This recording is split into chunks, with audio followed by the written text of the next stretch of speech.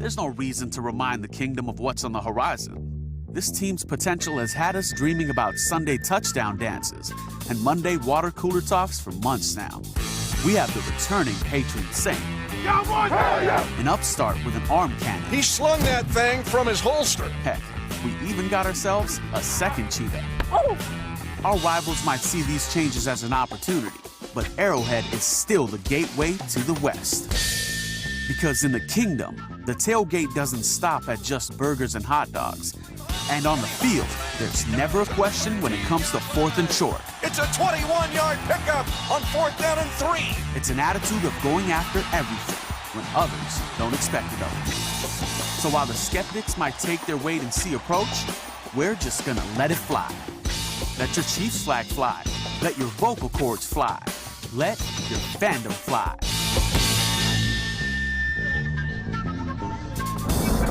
It will be until week 3 that Patrick Mahomes and the Kansas City Chiefs get to make this walk into Arrowhead again. Chiefs preseason football presented by Land Rover Merriam at Aristocrat Motors.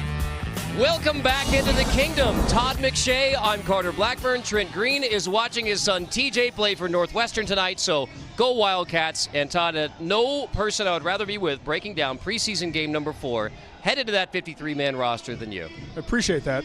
About a full year to go through this and evaluate all these players. I finally have somewhere to dump this information, so I'm excited tonight. And that leads us right into our sprint starting lineups, and we begin with the offense. And yes, of course, preseason game number 4, there's going to be some wrinkles. We have Andrew Wiley starting at right tackle.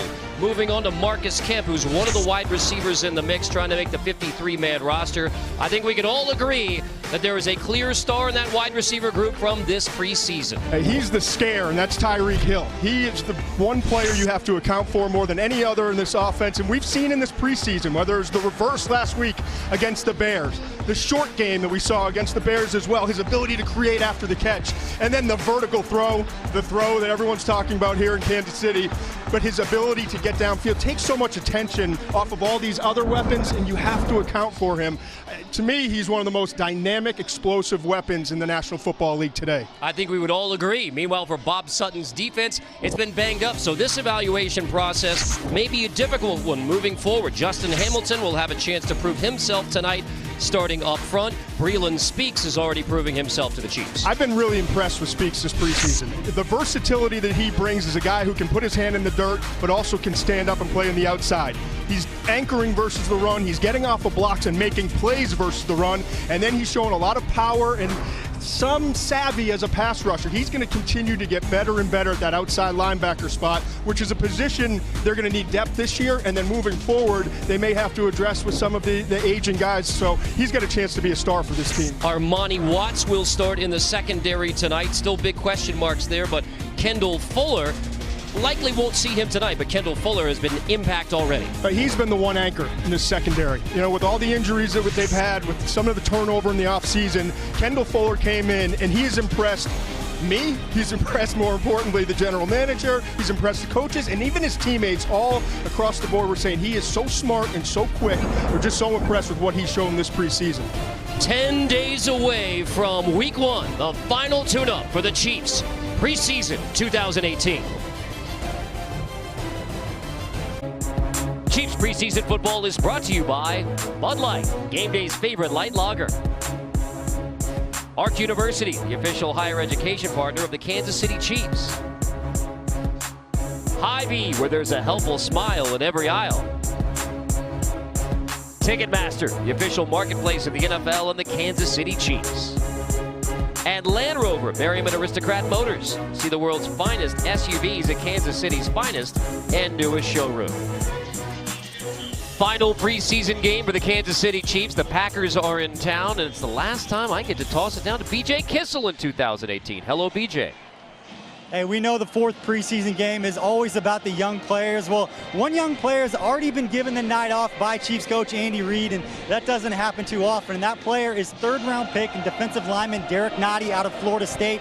He's only played in 2 preseason games, but that's enough for Coach Reid to give him the night off. He'll suit up next week when they start week 1 against the Los Angeles Chargers. Carter, Todd, maybe that's something you asked the guy who brought him here and Chiefs general manager Brett Veach when he joins you guys in the booth to start the 2nd quarter. Very good suggestion, and a very good tease from BJ to discuss. Yep, Brett Veach going to join us and talk about getting down to 53 men on a lovely night here in Kansas City at 76 degrees. The storms from earlier today have rolled on through, and we have fine weather for kickoff here at Arrowhead. Chiefs won the toss and deferred, so the Packers will receive. And Andy Reid in preseason game number 4. One of his emphasis, not only playing the younger guys, playing the guys who, even if they're not going to make the Kansas City Chiefs roster, chance to put on tape for all the other NFL teams who may be looking to fill out their rosters and practice squads. So the Chiefs defense will be out first as the Packers get it just inside the 25-yard line. So, now, Todd, obviously preseason games are a little bit wacky when you try to figure out what to watch for, presented by the University of Kansas Health System, the official healthcare provider of the Kansas City Chiefs. Yeah, well, we already heard about Nadi not playing. We're going to see a bunch of the other rookies play tonight. Depth at wide receiver is going to be a big key. We've got to watch, especially towards the bottom when you start to talk about J.U. Chesson and Garrett Dietrich, and then finally the running back position, Dieter, I should say, the running back position, as I race through that. We've got a bunch of Williams still on the roster. Darrell Williams, I think, out of LSU, the rookie, trying to make this team. It's going to be a big night for him. The pressure on the outside, and the tackle made by Dorian O'Daniel, one of those rookies who's trying to make it. Yeah, we will be talking about all those spots through the night. I think one of the tough things to evaluate about this defense is you do have so many moving parts. Ragland and Hitchens just coming back last week. Bob Sutton hadn't had. Eric Berry won't again play tonight. So you got to make evaluations both from Bob Sutton's chair and Brett Veach's chair and Andy Reid's chair without getting a whole lot of reps for the guys that are going to be there in the regular season. Right, well, they know the starters and most of the two deep, if you will. I think tonight is a lot about which rookie's going to stand out, who's going to make the final 7-10 spots on the roster. And I think the secondary is going to be an area we really have to focus on. Clearly, that has been an area of disappointment so far this preseason, but should continue to improve as some of the front seven comes back and the pass rush becomes a little bit more consistent. Holding. Offense, number 64. 10-yard penalty. First down. Brad Allen, our referee tonight. That penalty will negate the big run by the Packers offense. So, as we're talking about 53-man roster and Saturday and 3 p.m. and those decisions, you think there's still some of the guys are going to see, especially in the secondary and a corner tonight, have a chance to get some serious run in the regular season? I think you could wind up seeing it because, they're looking for guys. And obviously, Kendall Full at the corner position. And Nelson comes back at the other spot. Ooh, there we go. And there's a pick at the 45-yard line and a chance for a run back. Single safety at the back of the D, and it's picked off Armani Watts, the rookie from Texas A&M, the 4th-round pick. And Watts read that the whole way. He did. As you said, it's single high safety. A lot of cover one as they do. Watts has struggled recently. That's a great way to start this night for Armani Watts. Takeaway by the D. Welcome back to Arrowhead Stadium, where we just had our first big play of the night coming on the defensive side. Armani Watts, in college, this guy so aggressive and physical versus the run. Enough range in the deep secondary. He ran a 4.64 in his 40-yard dash. Not the fastest time, but he has fast eyes. He's instinctive. He gets the ball, and he was a playmaker in college, too. 10 interceptions you saw there. If you give him an opportunity, he's going to finish the play. We got this one from Brett Veach that he played over 3,100 snaps at Texas A&M. So I imagine you saw a lot of Armani Watts, which all the tape do you watch on these guys? And he played 49 snaps in the first preseason game. It's the most of any of the defensive players. And then it's almost like he started to see a decline in the snaps that he was playing. Partly because Game 3 is a lot of the starters, but it's good to see him out here regaining some confidence in this 4th game, and he's going to have to be a big part of their future moving forward, especially with some of the injuries that they've already had at that safety position. And so a takeaway by the defense. That'll hand the football over to the offense. Chad Henne gets the start in preseason game number 4. The 11th-year pro out of Michigan. And it is Henne handing off to Damian Williams with a good push on the right side. I've been so impressed with Chad Henne. This guy's played 6 games since 2013. And so you kind of, as a backup, he was with Blake Bortles for a while. He kind of worked through, Blake's struggles, and it helped him as a veteran quarterback. But if you don't get game experience, it's tough to stay sharp. And he's come here and he loves this system. He loves how they've utilized him. He's gotten into a rhythm every single game he's played, and he's really protected the football for the most part. And I think he's been as good as you can be as a backup quarterback in this league during the preseason so far. And on second down, Henney completes to the outside. That's Damian Williams again, spinning for a first down. And so for Henney to have as little game action entering year 11, and obviously he knows that it's Patrick Mahomes at number 1. You've been on this long football journey, and 11 years now into the National Football League. You like what you see from Chad Henne. I really do, and I see the improvement. We talked to Brett Beach, the general manager, and most importantly, he has really liked what he's seen. I asked him, I said, you got to be happy, right, with what you've seen from Henne. He's like, it's so nice to have a backup that not only you feel comfortable if something does happen to Patrick Mahomes, that if he can go in and play at a high level, but also knowing in that quarterback room how important the quarterback room is when you have a young quarterback in Mahomes who is going to need guidance. You know, Mahomes was saying he was struggling finding the Mike linebacker at the beginning of last year, and then he started to get it, and this year he's on another level. But having guys around him, a veteran like Henne, I think can be really important to how Mahomes develops and just his day-to-day process. We talk so much with good cause about the Mahomes to Hill throw.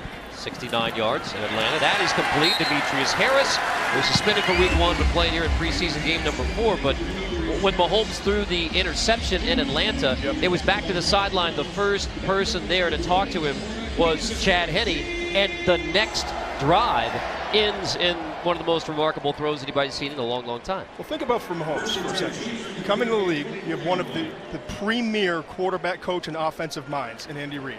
You've got arguably the best weaponry in terms of receivers, running backs, tight ends around you of any team in the league. And you go from Alex Smith being able to watch a guy who's a veteran and a really cerebral player and knows the process, and being able to study him day to day, then you get the starting job and they bring in a player like Chad Henne who's going to work with you and help develop you. So I think for Mahomes, you really can't ask for a better situation than what he's been brought into with that first year, and now having a veteran quarterback that backs him up and is comfortable backing him up and is not trying to work to get his job. And how good is our 65 TPT team that immediately upon mention of that throw, available. Henne hit as he throws, completes that to Alex Ellis, finding his way inside the 10. Ellis dives down to the 5. First and goal Chiefs, the second-year pro from Tennessee. He looked impressive in warm-ups. He is ready to play in preseason game number 4. You see here, coming out in number 82, going to get off the line of scrimmage quickly. And then what I love is Henne's recognition. He diagnoses the coverage immediately. He sees that he's got the crosser with the tight end coming across, and then gets the ball out just in time right before he takes the big hit. The look in Hypermo brought to you by Bud Light. Longest offensive play of this opening drive for the Chiefs. The defense gets a takeaway. The offense has first and goal. Handing off, Henne. That's Daniel Braverman, first-year pro out of Western Michigan. He's actually drafted by the Bears. Gets a couple. So second goal from the 3. Eric Bieniemy, offensive coordinator, there with Andy Reid. This is the start you want, and you want to finish drives. It's been an issue during some of these games so far in the preseason. They've been able to sustain long drives and not finish them. You'd like to be able to finish here. One of the discussions coming out of Chicago in preseason game number 3. Henne's second goal, zips it, slant is incomplete. Intended for Demarcus Robinson. So third and goal. And so, Todd, just like you said, I mean, you come out of preseason week number 3 and say, all right, we need to get in the end zone. Not on this one. And that ball is a little bit low. You'd like to see Robinson pull it in, but it's difficult on a quick hitter like that to be able to adjust the ball thrown below your knees. Robinson's one of the guys that you feel strongly about. He's on this team. He's going to be part of the rotation. He's out here getting a little bit more run tonight. And he was 3 for 3 prior to that incompletion. Third and goal. Henne looks the other way. Touchdown, Kansas City Chiefs. Demetrius Harris holds it in. A perfect start for the Chiefs. A takeaway on defense and the offense into the end zone. Chad Henne to Demetrius Harris. Andy Reid said, all right, he's going to need his run tonight after he had to sit week 1, and Harris is into the end zone. They flex him out wide there to create the one-on-one matchup that they want. Harris is a guy that you're going to count on to be that number 2 and create some of these mismatches that you have with Kelsey. And then you see Mahomes liking what he sees. He's the guy in the visor tonight, running down the sideline to congratulate Chad Henne and the offense. 7 on the board to get it started for the Chiefs. Chad Henne, 4 for 5 on the opening drive. It began with the defense. The tested secondary. Watts has the pick. Henne has the TD pass to Demetrius Harris. Date for Red Friday on September 7th. Fans can purchase the 2018 limited edition Chiefs Kingdom flag for $5 at KC area McDonald's or online at shop.chiefs.com. Proceeds benefit Ronald McDonald House Charities of Kansas City. Visit chiefs.com/Red Friday for details. All in red here at Arrowhead tonight. Good showing and an excellent showing by the Chiefs so far. Armani Watts has an interception. Chad Henne has a TD pass. Aaron Springs had a nice tackle on the opening kickoff. So the second kickoff for the Chiefs, always a good sign. To across the 30-yard line and a nice shoestring tackle at the 35. We'll check in with BJ. Guys, when you were mentioning Armani Watts' instincts earlier, that was the one thing that really stood out when talking with Brett Veach right after the draft. We had a chance to go into the film room and spend some time with Brett talking to us about the different guys they drafted, what he liked about them. And there was one particular play against Arkansas last year where Watts came across, basically had the game-winning play, came over and made the interception. We may have spent 25 minutes on that one play where Brett was running through things. It showed all the instincts, Todd, that you were talking about, and was one of those 16 turnovers that Watts created during his time at Texas A&M. I love the film room when you literally you could go through one play an infinite amount of times and still find something fresh in there. Get the wide view, tight view, slow-mo, rewind, and wear that clicker out. Brett Veach certainly does.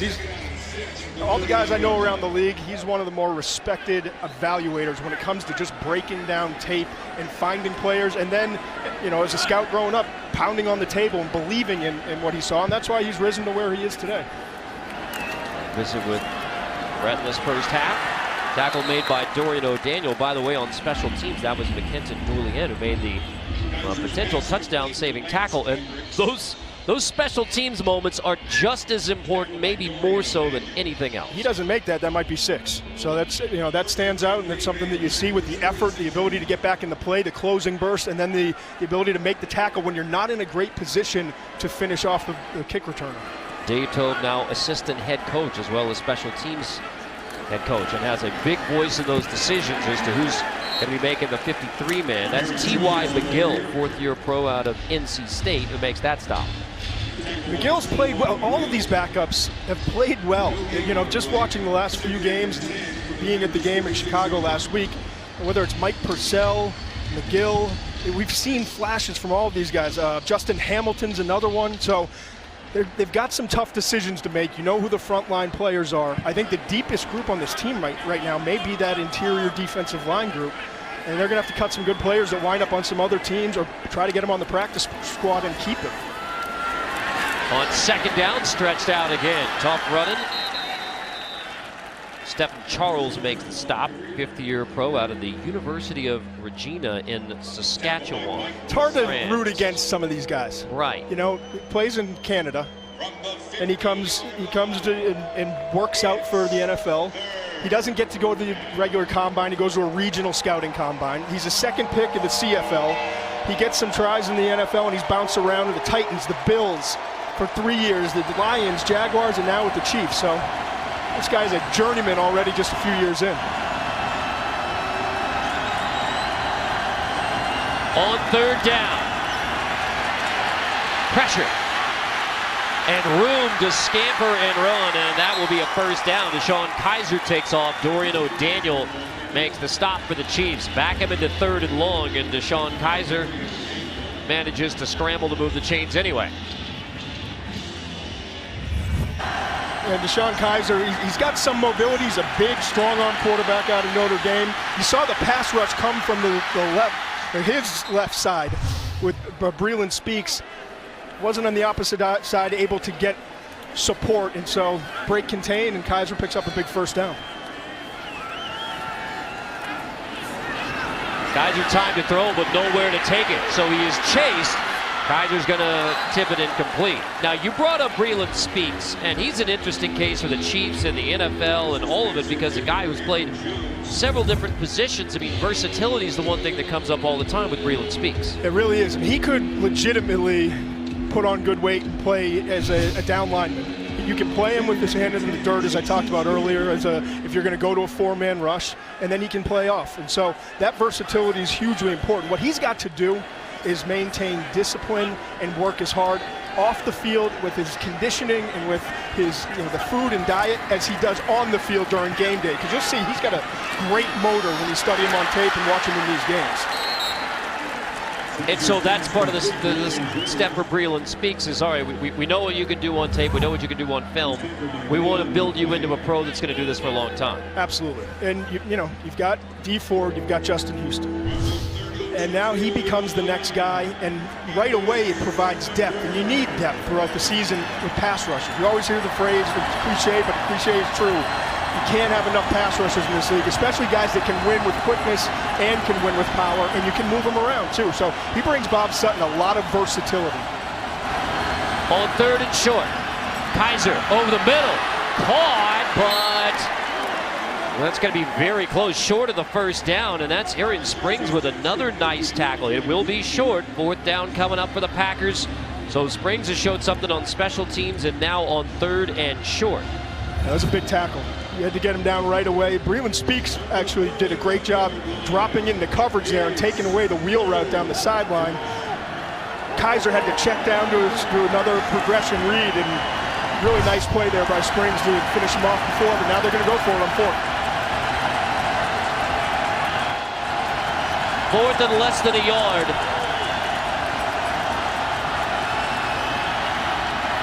Kaiser wants the end zone. Kaiser deep shot. It is caught for a touchdown. Beat on the back end again. The Chiefs secondary, and a breakdown. Tremont Smith in coverage, and the Packers are into the end zone. Kaiser to Geronimo Allison. And the protection was there. Chiefs couldn't get to the quarterback. Kaiser had all the time in the world, and eventually Smith had a breakdown in the back end of coverage. But it really starts up front, I think, for the Chiefs there. You need to get more pressure on Kaiser and not allow him to survey the entire field about 5-6 seconds in the pocket.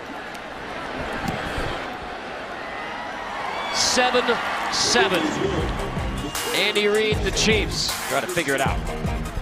This is cool. A look at the interception by Watson Trueview from Intel. This is really cool. You're going to see here Kaiser surveying the field. He's got a little bit of traffic in front of him. There's a read and a decision he shouldn't make, and then he overthrows it. And Watts is there in position by studying his eyes and staying with the play. He's able to close quickly and finish on that interception. So the first possession by the Packers, the interception. Then Chad Henne leads a 9-play, 51-yard TD drive. And then the Chiefs defense allows a 9-play, 65-yard drive, 31-yard TD pass on fourth down.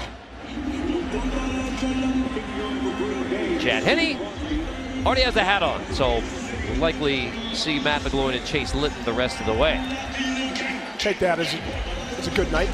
That's right. You go 4 for 5 opening drive TD. Tip of the cap. Vaughn Smith is back from inside the 5. Smith sprinting ahead, lays a lick as Smith gets near the 30-yard line. Introducing Kingdom Blonde Ale by Golden Road Brewery, a clean, crisp beer brewed for Chiefs Kingdom. Be sure to enjoy a glass of Kingdom Blonde Ale during your next visit to Arrowhead. Please drink responsibly. That's cool too. Matt McGloin's going to take over, so Chad Henne has the 1 series, 4 for 5 TD. Shut it down, and we'll get into the battle for the third quarterback spot between Matt McGloin, the veteran from Penn State, 5th-year pro, and Chase Litton, the rookie from Marshall. Where now it is Matt McGloin, and he's handing off to Darrell Williams, the rookie out of LSU. So what do you see out of Matt McGloin and what he brings to this Chiefs team potentially? Well, I'm surprised based off of my college evaluation that he's still hung around this league. He started 7 games early in his career, but has only started 1 since his rookie year. He's a guy who fits well in this system. He doesn't have a big arm, but he can move around in the pocket. He's been around the league. He understands what he's seeing defensively. He's really good in the quarterback room too, which is something you have to really consider when you get to that third quarterback. For a guy who walked on at Penn State and then undrafted free agent, boy, that is a nice, tough catch by DeAnthony Thomas. Thomas goes over the middle and somehow hangs on to that football. That's a tough catch from DeAnthony Thomas. It's good to see him back. You know, DeAnthony wasn't playing early on, a little bit nicked up, came back against Chicago, and they really need him as another weapon. I shouldn't say need. They have plenty of weapons, right, but they really enjoy having him in the small little package that he has. And on special teams, he's become a terrific player in multiple facets of special teams. Looking Hypermo brought to you by Bud Light. Some McGloin handing off again. Big hole, Darrell Williams pounding his way across the 50 as we check in with BJ Kissel. Guys, after that catch from DeAnthony Thomas, one thing to keep in mind, and we use this quote a lot, but special teams coach Dave Toub once called DeAnthony Thomas pound for pound the toughest player on this team. It's because of plays like that. Yeah, you can see why. And it seems like a perpetually, you get to this point in the preseason and say, well, now where does DeAnthony Thomas fit on this roster? And yet, he has and continues to fit. And see a catch like that, you understand why. McGloin on the roll to the outside. That is DeMarcus Robinson, who manages to walk the tightrope.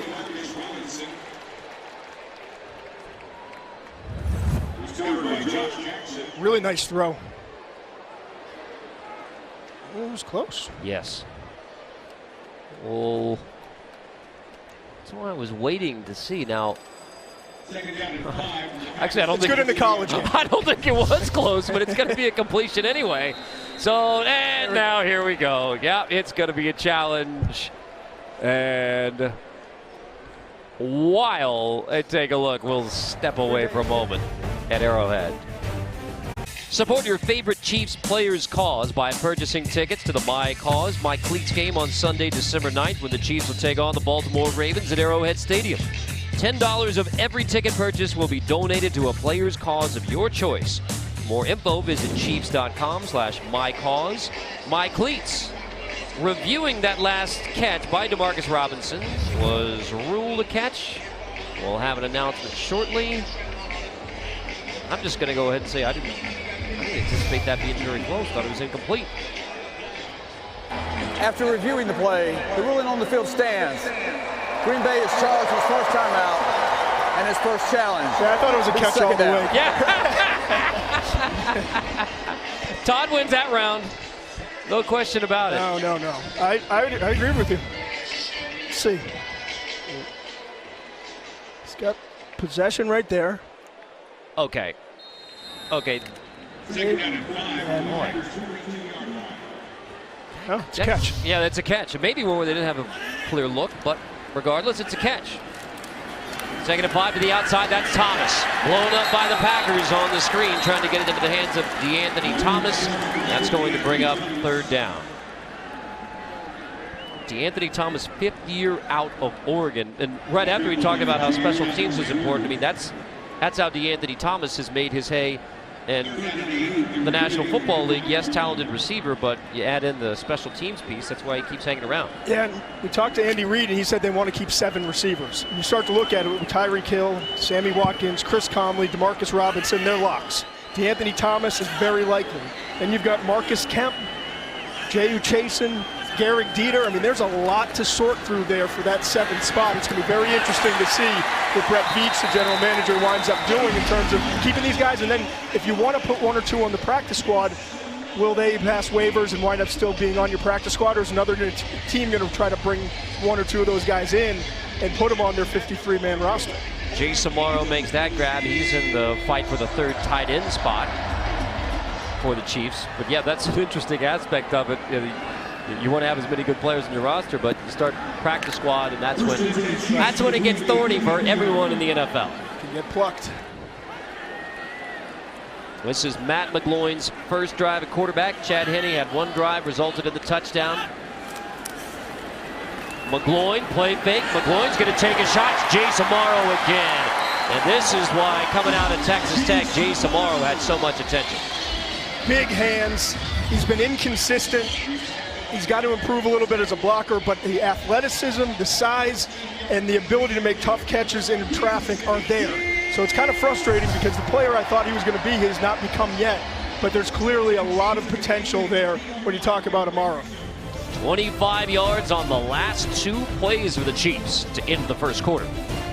Taylor Swift returns to Arrowhead next week. Get your tickets to the Reputation Tour featuring Camila Cabello and Charlie XCX now at Ticketmaster.com. 8th play of the drive coming for the Chiefs. It was on the 9th play of the drive, opening drive, that Chad Henne had the touchdown pass. So now Matt McGloin in his first possession as Matt McGloin and Chase Litton battle for the number 3 quarterback spot. We're joined by Chiefs General Manager Brett Veach. Thank you, Brett. We're having fun talking about the roster and the what have you. We get to have fun with it. Yeah, I know it's some tough decision time for you. Here's a toss to the end zone. McGloin and overshooting DeMarcus Robinson. So, all right, preseason game number 4. What are you looking for, and what are you specifically looking at tonight? Yeah, it's just another opportunity for our young guys to go out there and showcase what they can do, and we're excited about this rookie class, and we also have some undrafted free agents that I think have a really good shot to make this team. So, again, it's just another opportunity for those guys to go out there and show us what they can do. Well, we talked on the call the other day about your depth at running back and how you evaluate not just ball in the hands, but I mean how you go through when you have depth at a position like running back, how you evaluate to get to 53 at that specific position. Yeah, no, we're fortunate. We got a nice crew of running backs, and I think one thing that you'll notice about our running backs is from Kareem to Spencer to Darryl to Damian, they're all 220. They run downhill, they run with some authority, and they can all catch the football. That's one of the things that we put a big priority on, just being able to catch the football in the backfield. Obviously, we're going to throw the ball a lot. We're going to have a lot of fun with that, but these guys are going to be a big part of the passing game. And so these guys are 220, they run downhill, and they can catch.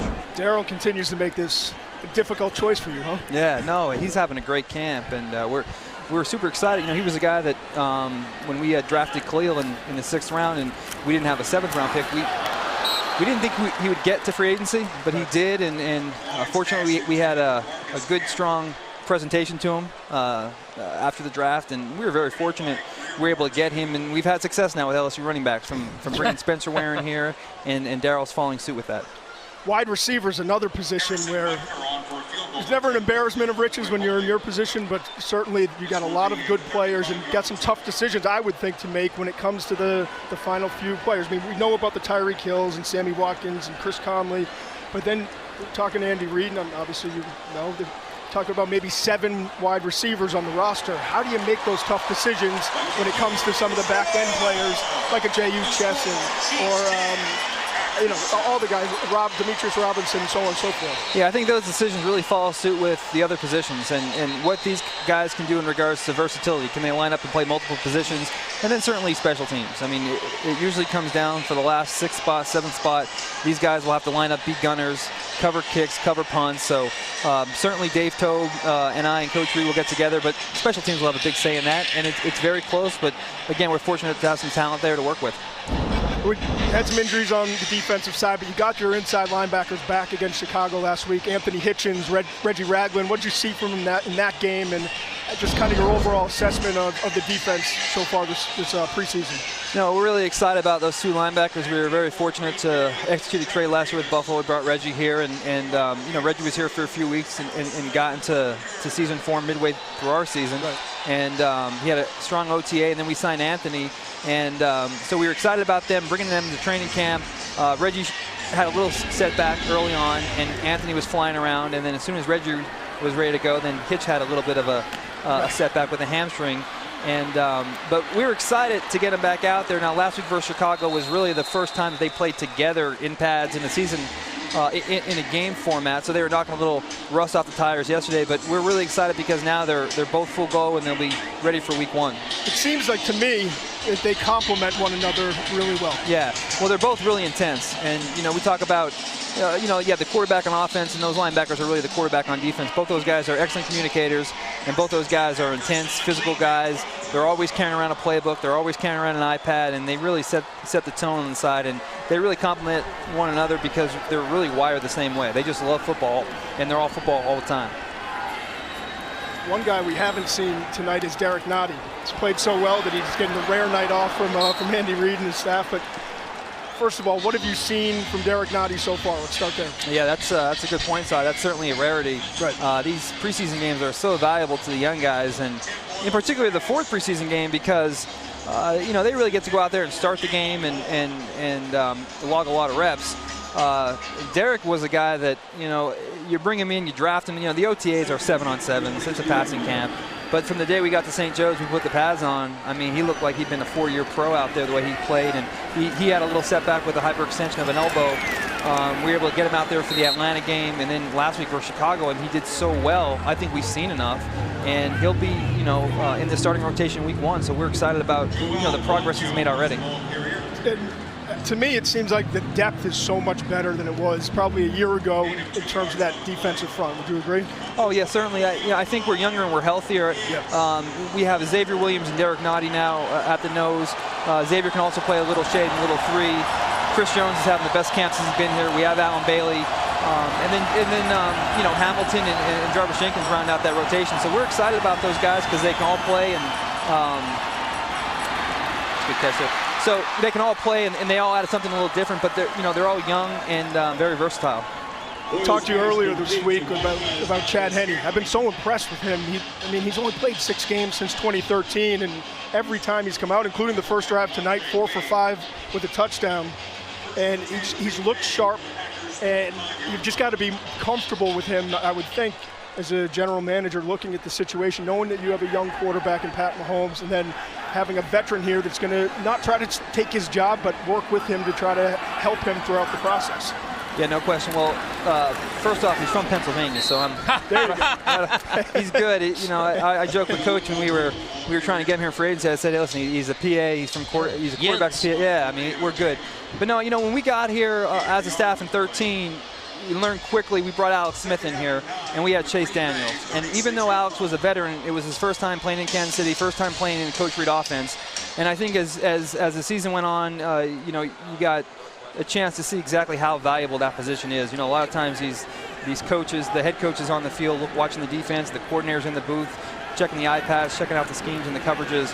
And really that veteran quarterback is a guy that is really sort of a coach out there. And especially, we have a young quarterback, starting a young quarterback. Some of the dialogue they have on game day, on the field, and throughout the week, again, I got to see it firsthand how valuable that was with Chase and Alex. So Chad is in that same mold. He's smart. He's played a lot of football. He's already groomed some young quarterbacks with Blake Bortles in Jacksonville. So we're super excited to have him, and he's been a great addition to the Chiefs. Now, speaking of all football all the time, Trent is right now watching Northwestern Purdue. Todd is off for Washington Auburn. And here's the great part about this time of year. You're turning the page. You're getting ready for 53. You're getting for that huge cut on Saturday, putting your roster together. And you're also, at the same time, diving into every single college prospect that you may be seeing down the road. Well, so all football all the time, it's on.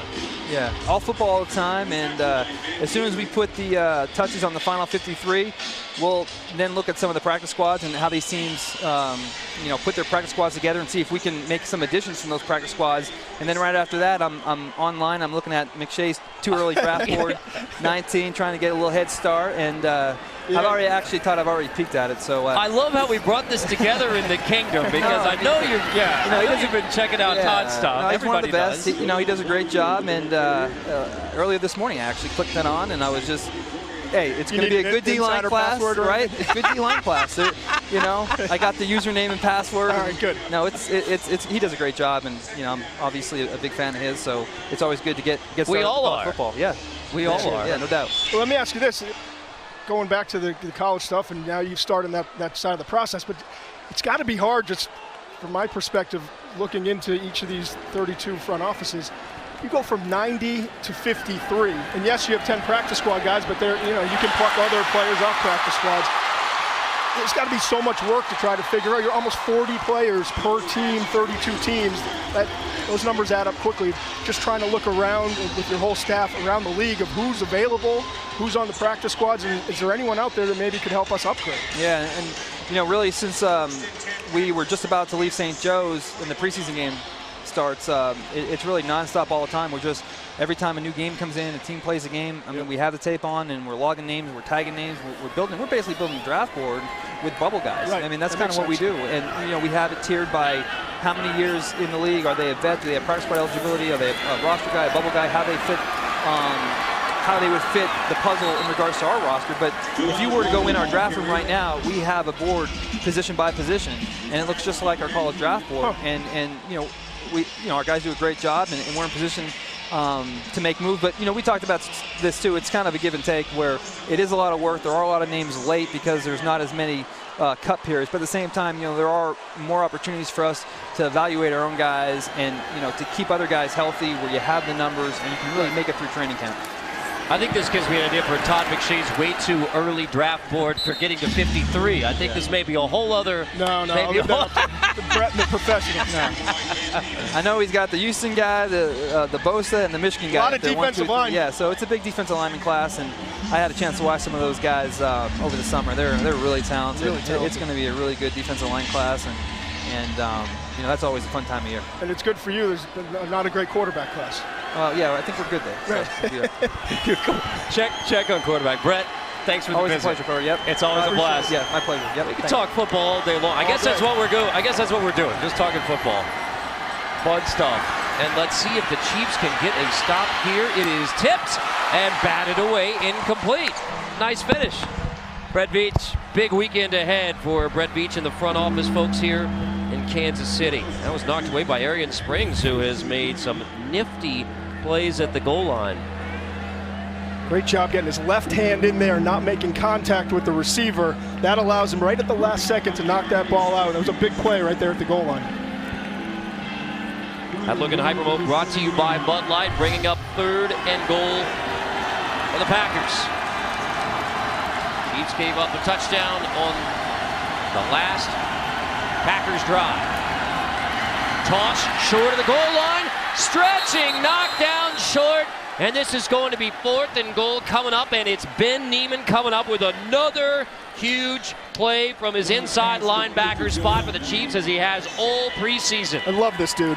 I mean, he's just the fast eyes to diagnose that play. Shows a little closing burst there, and then knowing that he's got to get low and chop out the legs, and is able just at the last second to bring the runner down. Saves the touchdown there with his last-minute effort and ability to make the tackle.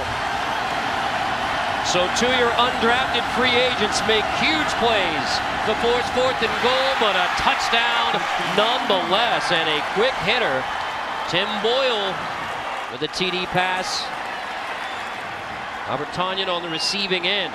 And so Niemann makes that great play on 3rd and goal. A little quick pitch action there by the Packers to get in the end zone on 4th and goal. Yeah, it's just a quick read, the old pop pass.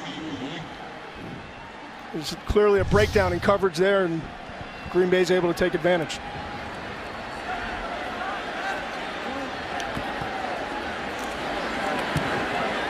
PAT is good. Green Bay has a 14-10 lead. Matt McGloin to the Chiefs offense, get the football back, down 4. What's the toughest food that if somebody asks you, like, you could never have this again, what's the hardest food that you would have to give up if you could never eat the rest of your life? Oh, man, easy. Chicken, fried chicken. Because I'm not really a beef eater. I don't care about steak, but I love burgers, so, yeah.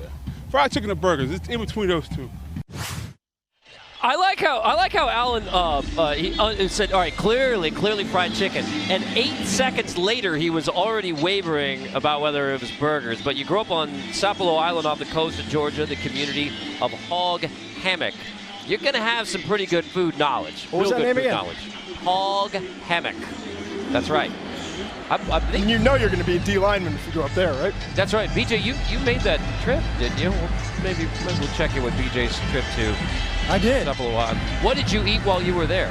Actually, we made fried chicken. After the first day, he came back and the family made us the meal, and there's a couple of producers that were there, and it was a lot of fun. That does sound like a lot of fun. So you understand why Allen would have a hard time giving up that fried chicken?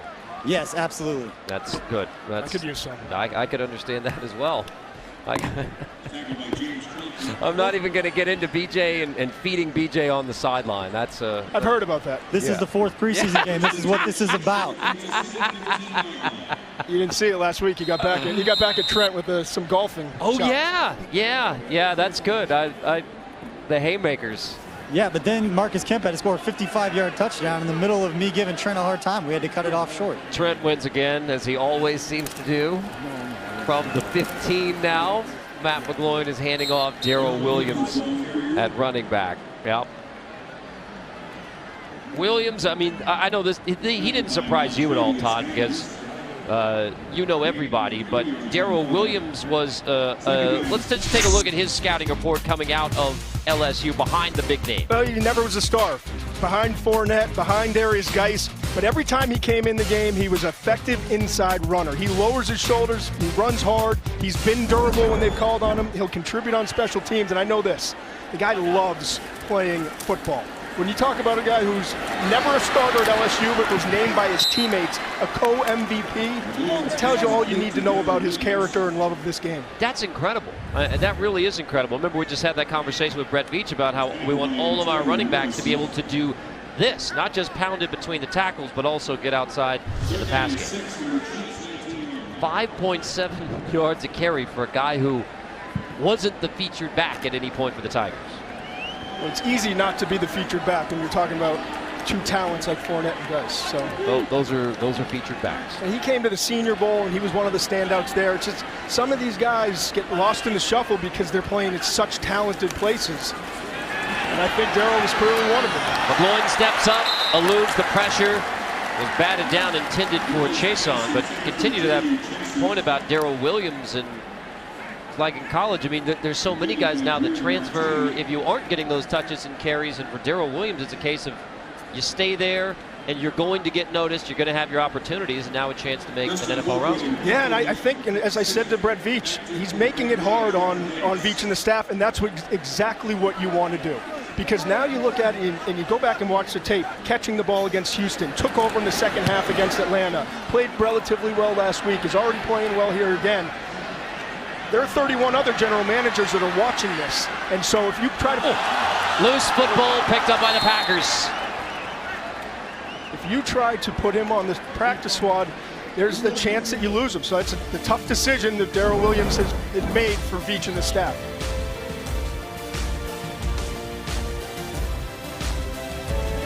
Another fantastic look brought to you by Intel at that touchdown for Harris. Man, I love this technology. Are you kidding me? Watch this from the receiver's eyes. Harris, the tight end. Great job of adjusting behind him. That can be one of the toughest catches to make on a quick hitter. The ball's out. Henny's got it a little bit behind him, but in a spot that he can catch it. A lot of times you see that ball dropped. Harris pulls it in, and that's why, even though he's going to have the one-game suspension, they're relying on Harris to be a big part of this offense as the number 2 tight end. And not just a backup, but a guy where they bring in the 20 personnel, 2 tight end personnel. He's going to be a part of it and help create some mismatches.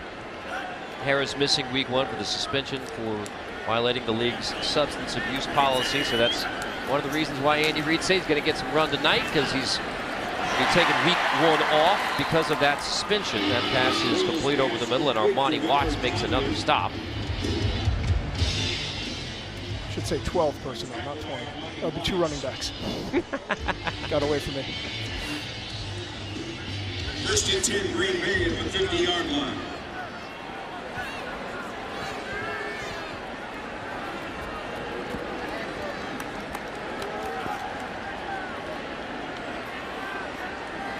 On first down. Boyle, long shot, and that is incomplete. Out of bounds. And we check in BJ Kissel and a very special guest. All right, thanks, guys. Down here with QB1, Patrick Mahomes. Patrick, I just want to ask you first, 4th preseason game. I know you're not getting any work tonight. How much fun is it for you to watch the rest of the guys get out there and get some work done?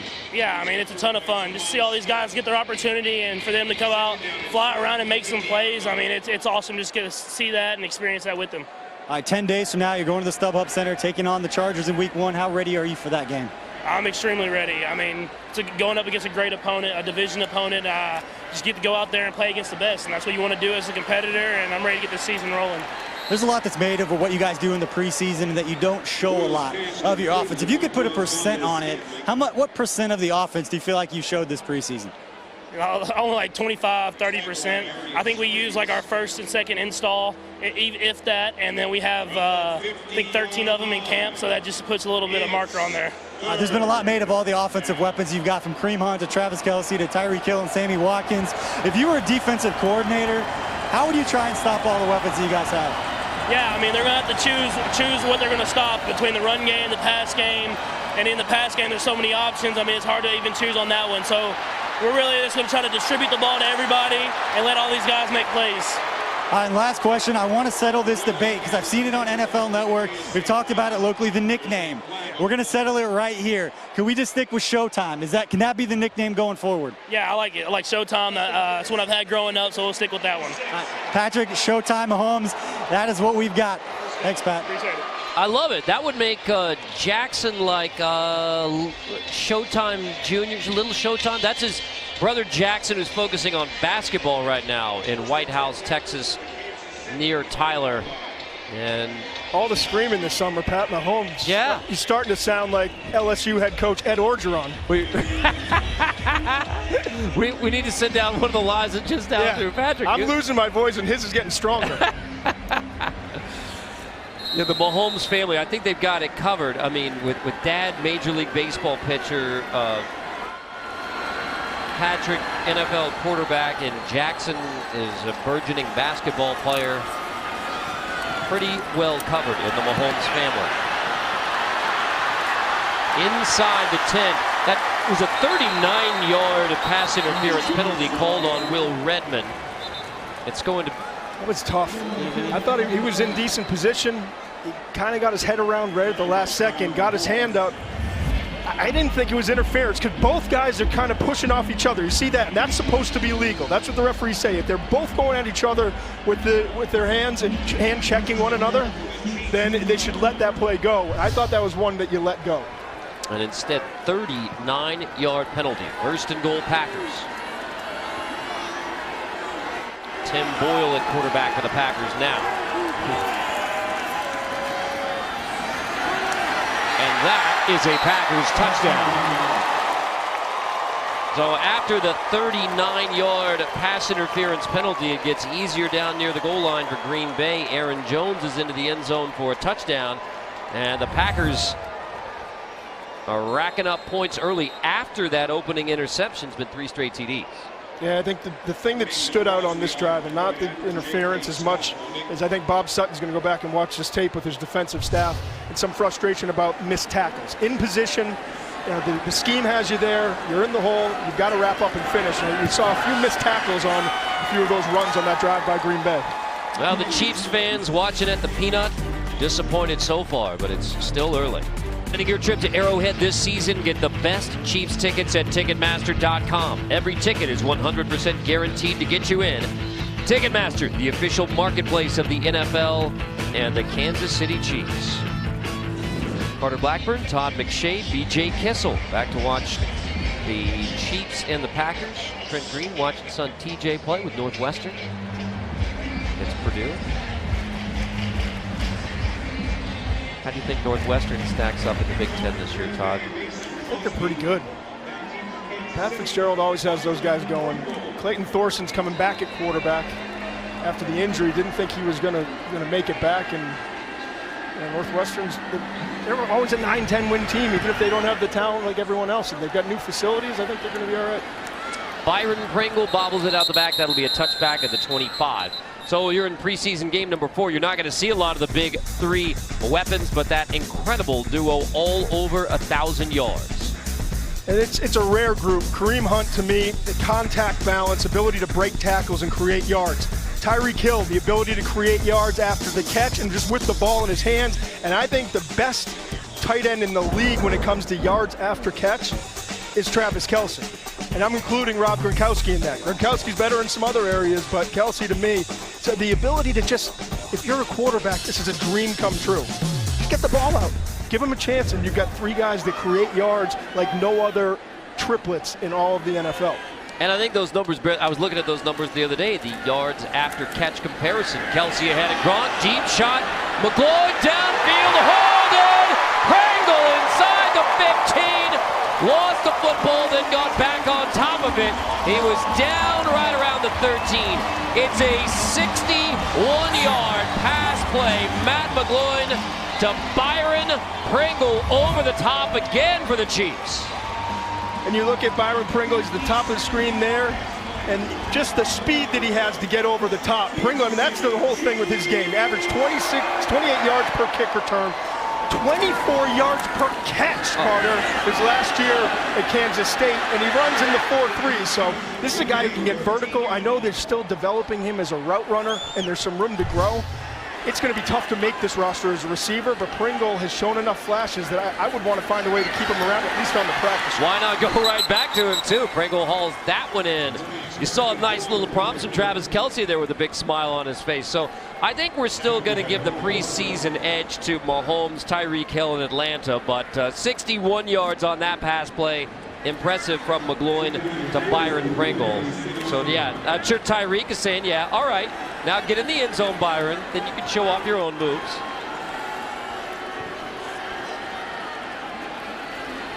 Out of the eye, Algernon Brown blocking for Darrell Williams. Nothing much doing there.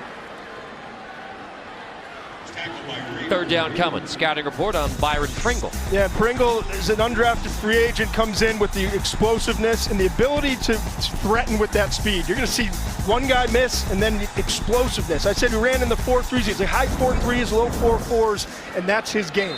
Listen, you're not going to win a return specialist job here. There's too many guys that do it, starting with Tyreek Hill, and we've seen Tremaine Smith as well. But as a vertical threat that you can develop down the road, Pringle's an interesting player that they may want to keep on this practice squad. Byron Pringle, you threw out the number. He averaged 24 yards a catch his last year at Kansas State. Well, he has 4 catches in the preseason. He's averaging 23 yards a catch in the preseason. Now, a 61-yarder will bring that average up a whole lot, but he's slipping.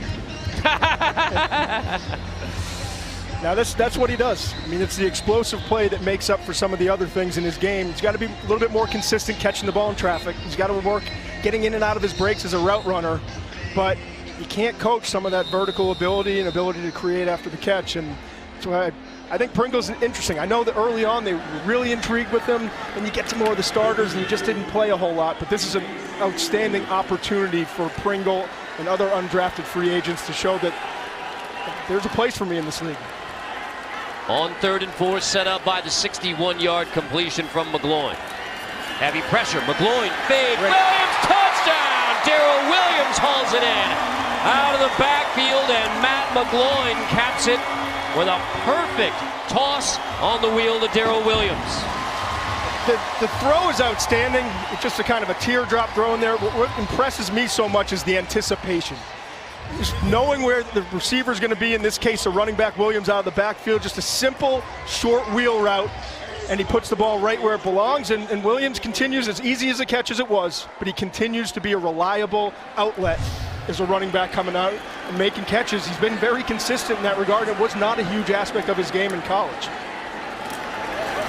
Well, for all of these Chiefs who are trying to make a 53-man roster, be it with KC or be it somewhere else around the NFL, they have put up the sizzle highlights that they were looking for tonight, because Matt McGloin goes 61 yards to Pringle with the deep shot over the top, and then the nice touch for the TD to Darrell Williams.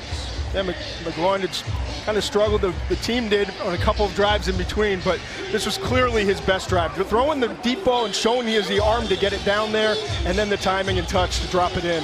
Really impressive drive by the Chiefs there. Got to 21-10. He started to feel like he was getting away from him again. It was a good drive to show kind of the grit that they had on the offensive side.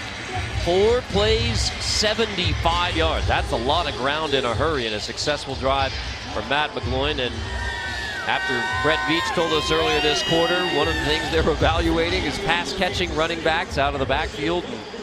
Darrell Williams does exactly that with some nifty hands, nifty route running to get in the end zone. Yeah, and you see McGloin there. Listen, he's in a battle. He's in a battle, there's no question about it, with Chase Litton coming out of Marshall, the rookie, for that number 3 quarterback spot. And every piece of good tape you can put out there like he did on that drive is helpful. Touchback on the kickoff from Harrison Butker. Coming up at halftime, we take a look at the Reggie Ragland's hometown roots and how his family brought him to where he is today. Plus, we hear from Patrick Mahomes as he finishes up his first preseason as QB1.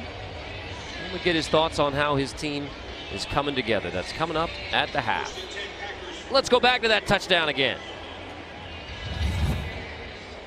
It's a really good job of that anticipation. Knowing that he's going to break free, knowing that Amaro, a little bit of a screen there, we'll call it, and knowing exactly where to put that ball on the outside so the linebacker couldn't get back in on the play. Look in Hyper-Mo, brought to you by Bud Light. On first down, Boyle to the outside. It is incomplete. Arian Springs in coverage there again. Springs is getting a lot of run at corner. The rookie out of Oregon, 6 foot, 205. Getting a lot of reps here in preseason game number 4. He's played well. Everything he's done, he's finishing as a tackler, being in the right position. He's doing a nice job tonight. Chiefs defense has given up touchdowns on the last 3 Packer possessions after the opening takeaway by Armani Watts, the interception. That is incomplete as well. Tremont Smith in coverage with a tough tackle to dislodge and force in a hurry. 3rd and 10. Yeah, and Smith, he gave up the big play earlier when there was just no pass rush, and Deshaun Kaiser had all the time in the world. But with Smith, he's another guy. The Chiefs love their speed, and you see from Smith, he's gotten a lot of run early this preseason in the return game. Very good ball awareness, very productive throughout his career. Zips that one tipped in, incomplete. One more note there on Tremont Smith. He told the start, Eric Berry, always a role model back to junior high. So it's been huge for him as a Chief. He looked good, got his hands on the football again. Neiman. Ben Neiman had the pick 6 in Atlanta, and Neiman has been everywhere for the Chiefs in the middle in this preseason. He's going to want that one back, though. He wants to finish that one off, but I've said it early, fast eyes to get himself in position to go make a play. And Coach's son, we've talked about it over and over again. He just knows the game and understands the game. Recruited as a wide receiver to Iowa. Kerwin Williams grabs it just inside the 30. Williams falls forward to about the 33. So with 1:32, Chiefs offense brings it back. McGloin will be back at quarterback. And Neiman, undrafted free agent, didn't get invited to the compound, but you look at the inside linebackers to watch. Dorian O'Daniel, he's kind of an interesting player. He's kind of a hybrid for the Chiefs. He is. He's played a little bit tonight. You see his opportunity. I think that they believe he can be a dime linebacker and can continue to develop. Throughout his career, O'Daniel at Clemson was versatile, and you could move him around. He could cover the slot. He could cover the overhang. You see Neiman there. Those are the two that I think are going to wind up making the team. It's interesting, though, with Ukeme and Ukeme Aligwe, I can say that very fast and easily, and Terrence Smith, the two players that are kind of still trying to find a spot on this roster and make sure that they're a part of it. I think Aligwe is going to wind up. Terrence Smith has not had the best preseason, struggling a little bit with the ankle, but that's a tough competition there when you start to look at the guys behind Anthony Hitchens and Reggie Ragland. Well, Dorian O'Daniel, you see him there, the 5 tackles already tonight for Dorian O'Daniel. And he was a team captain. He's a tweener, strong safety, outside linebacker, 6'1", around 225 pounds. Tied for the most special teams tackles in the history of Clemson. So right there, you just see the versatility that he brings from special teams and being able to play multiple roles on the defensive side. McGloin, 2nd down, incomplete. We check in with BJ. Guys, you're talking about the inside linebackers, and it was a pretty special last month or so for their inside linebackers coach, Mark DeLeon, as he and his wife, Molly, welcomed their first child, a son, Raphael Joseph, who was born on August 5th, right in the middle of training camp. I talked with Coach DeLeon about it a few times. He was able to go back and forth. He was ready for the team to come back from St. Joe so he could be there every day and get a chance to spend some more time with his son. Awesome, and congratulations to grandfather George DeLeon, longtime offensive line coach. In the NFL, he's now the offensive line coach at Baylor. Been an offensive coordinator as well.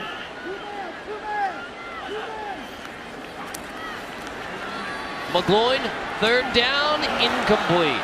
Intended for Garrett Dieter. There was a lot of contact. Dieter certainly wanted the flag. None coming on third down. That's not interference, but the one down the sideline, the hand checking was, huh? I think that's what Garrett's saying.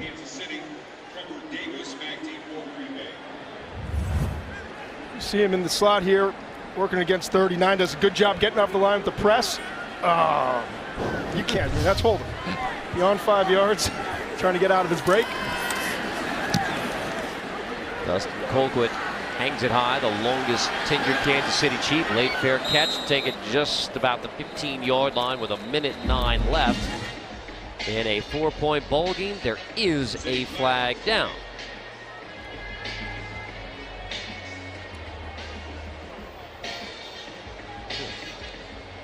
Chance to tell you that the last 8 snaps of this football game, 6 incompletions, 2 punts, 47 seconds of game time.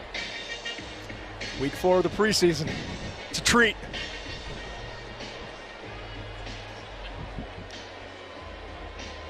Now we got to sort of this flag. Let's not overthink this one, guys. We know it's not pass interference. There are 2 fouls by the receiving team. Illegal substitution by the receiving team is declined. There's also holding, receiving team number 58. That penalty is administered from the end of the kick, 10 yards, first down.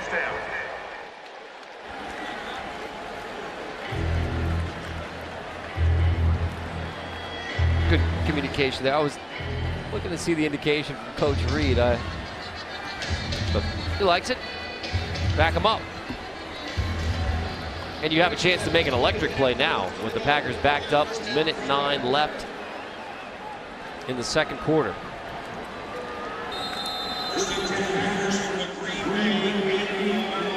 Tim Boyle quarterbacking the Packers. We have not seen the $100 million guaranteed man, Aaron Rodgers, as you would expect. That's a good week. You get $100 million in guaranteed money and the day off. Right, that's, man, that's having it all. He's earned it. No question. And if you can earn that much money, then he's earned it. Leon McQuay on the stop. I mean, now this is when it just gets fun. Was that, I believe that was Eric Fisher running zone read down there. I really like that. Nice move. Boyle's going to take the sack.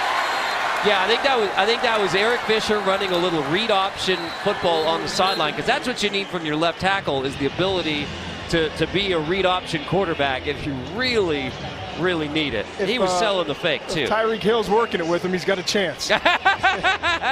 Okay, there you go. Yep. You got to read it. You got to look at that. Practicing the mesh point. Yes. You got to work that mesh point. Now, here we are talking about how Chad Henne is helping the quarterbacks. You're really helping your left tackle. Bro, I don't do the zone read option. Frank Zombo might know more about running the zone read than Chad Henne does at this point. Yes, very good, very good. The mesh point is just right. He's reading the end, seeing if he's crashing outside or coming inside. He's got it down. He did play Oregon, right?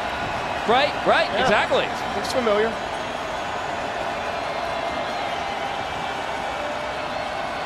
Third down, flag down, and that's going to negate this kick out the back of the end zone. That would have been a safety, but it's all coming back because of the flag. Caught a break. Mm-hmm. They flinched first. Prior to the snap, false start, offense number 55. After this is to the goal, remains third down. There is no additional foul on the play. Third down. That's just a bad sequence there for Dylan Day, the center. Okay. That's just as bad as it gets. Break for the Packers, and that was not live. So 3rd and 14. Boyle from his own end zone, complete over the middle. O'Daniel with his 6th tackle already tonight. That's what he does best. You want to allow him to work in space, cover in the flats. You can send him off the edge every once in a while.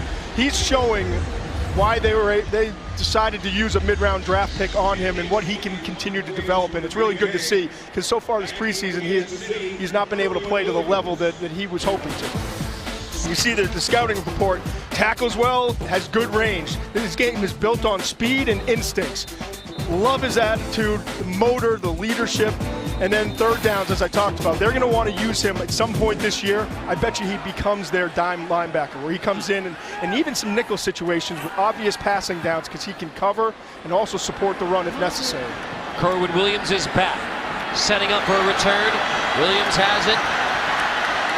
Packers get down in a hurry to wrap up Williams at the 40-yard line. Andy Reid used a timeout prior to the punt, so 22 seconds, and still have one timeout left. So an excellent possession. 4 plays, 75 yards. Matt McGloin down the field.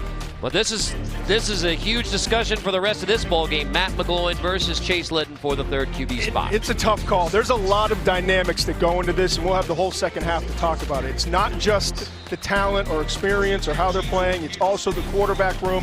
How do these guys get along with the other quarterbacks? So it's really interesting to see. This is where the coaching staff and the front office really have to work together to communicate and figure out what's best for this team. McGloin steps up. He's doing his part, finding Byron Pringle to the 46. There's the timeout from Andy Reid with 13 seconds. So chance to get one more shot, maybe set up for 3 at the end of this half of the sideline. Listen, McGloin's more experienced. He can probably provide a little bit more in the quarterback room right now. Litton, rookie coming in, probably should have stayed at Marshall, but he's loaded with tools. And he's got big arm. He can drive it vertically. You can develop him into a really good backup in the NFL down the road. What do you want to do? I mean, that's the decision you've got to make. And like I said, I think it's almost as much about the coaching staff and Patrick Mahomes as it is about what Brett Veach and the front office want to do. And I think Veach is going to, in this situation, be very open to that communication between the coaching staff and the starting quarterback, as he should be. McGloin gonna throw deep out and leave about 8 seconds on the clock. So you have right now in the quarterback room 3 guys who started an NFL game. Patrick Mahomes, yes, was week 17, but got his 1 start. Then Henne and McGloin. Yep. Second down and 10 from the 46-yard line. Oh, we'll see if McGloin can close out the drive, and you would anticipate the second half would be Chase Litton's. Litton's played well. He's limited the turnovers and the key mistakes so far this preseason. Be interested to see if he can continue to do that tonight, assuming he does play the whole second half. McGloin, deep shot, last play, once and all for Pringle. It is intercepted in the end zone, but relatively inconsequential. You take the deep shot intended for Pringle, and it's picked off, sending us to the half. So, an offensive first half. Back and forth. Green Bay scored on 3 straight drives, but it's a 4-point game at the break, 21-17. Pringle had the 61-yard grab, and the Chiefs head to the locker room. Tight one, preseason game number 4.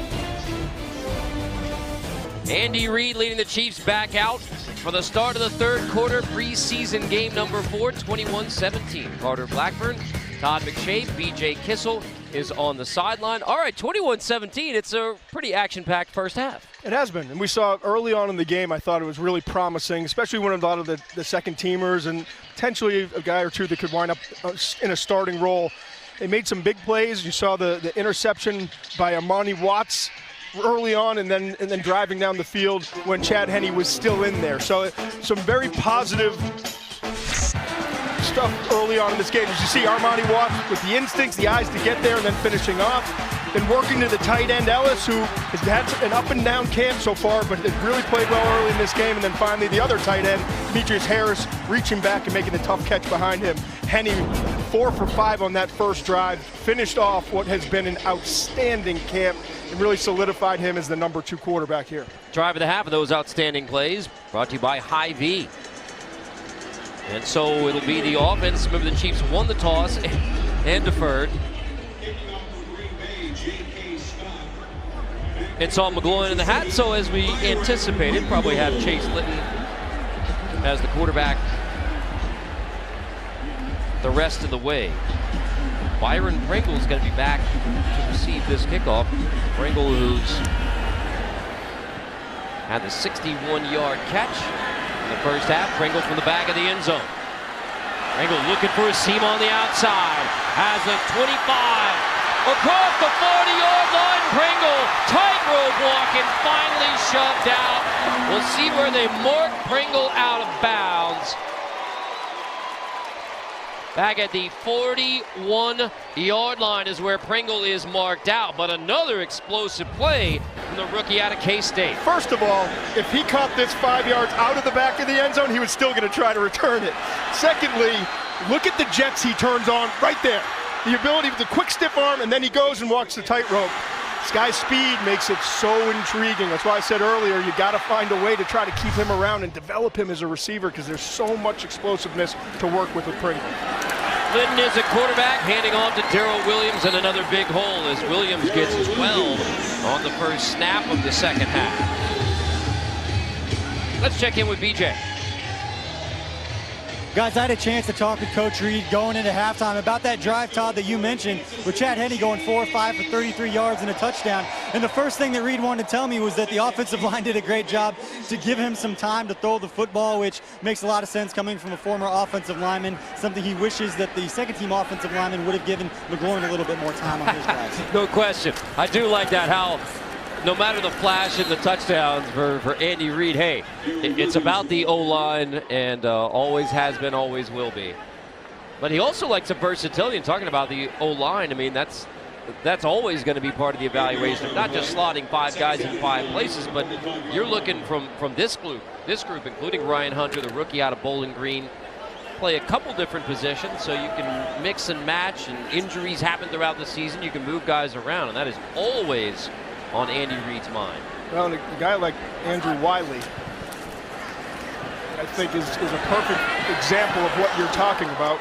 Andrew Wiley comes in, and from Eastern Michigan, 6'6", 309-pounder, unbelievable test scores at his pro day. He wasn't invited to the combine when coming out of the draft.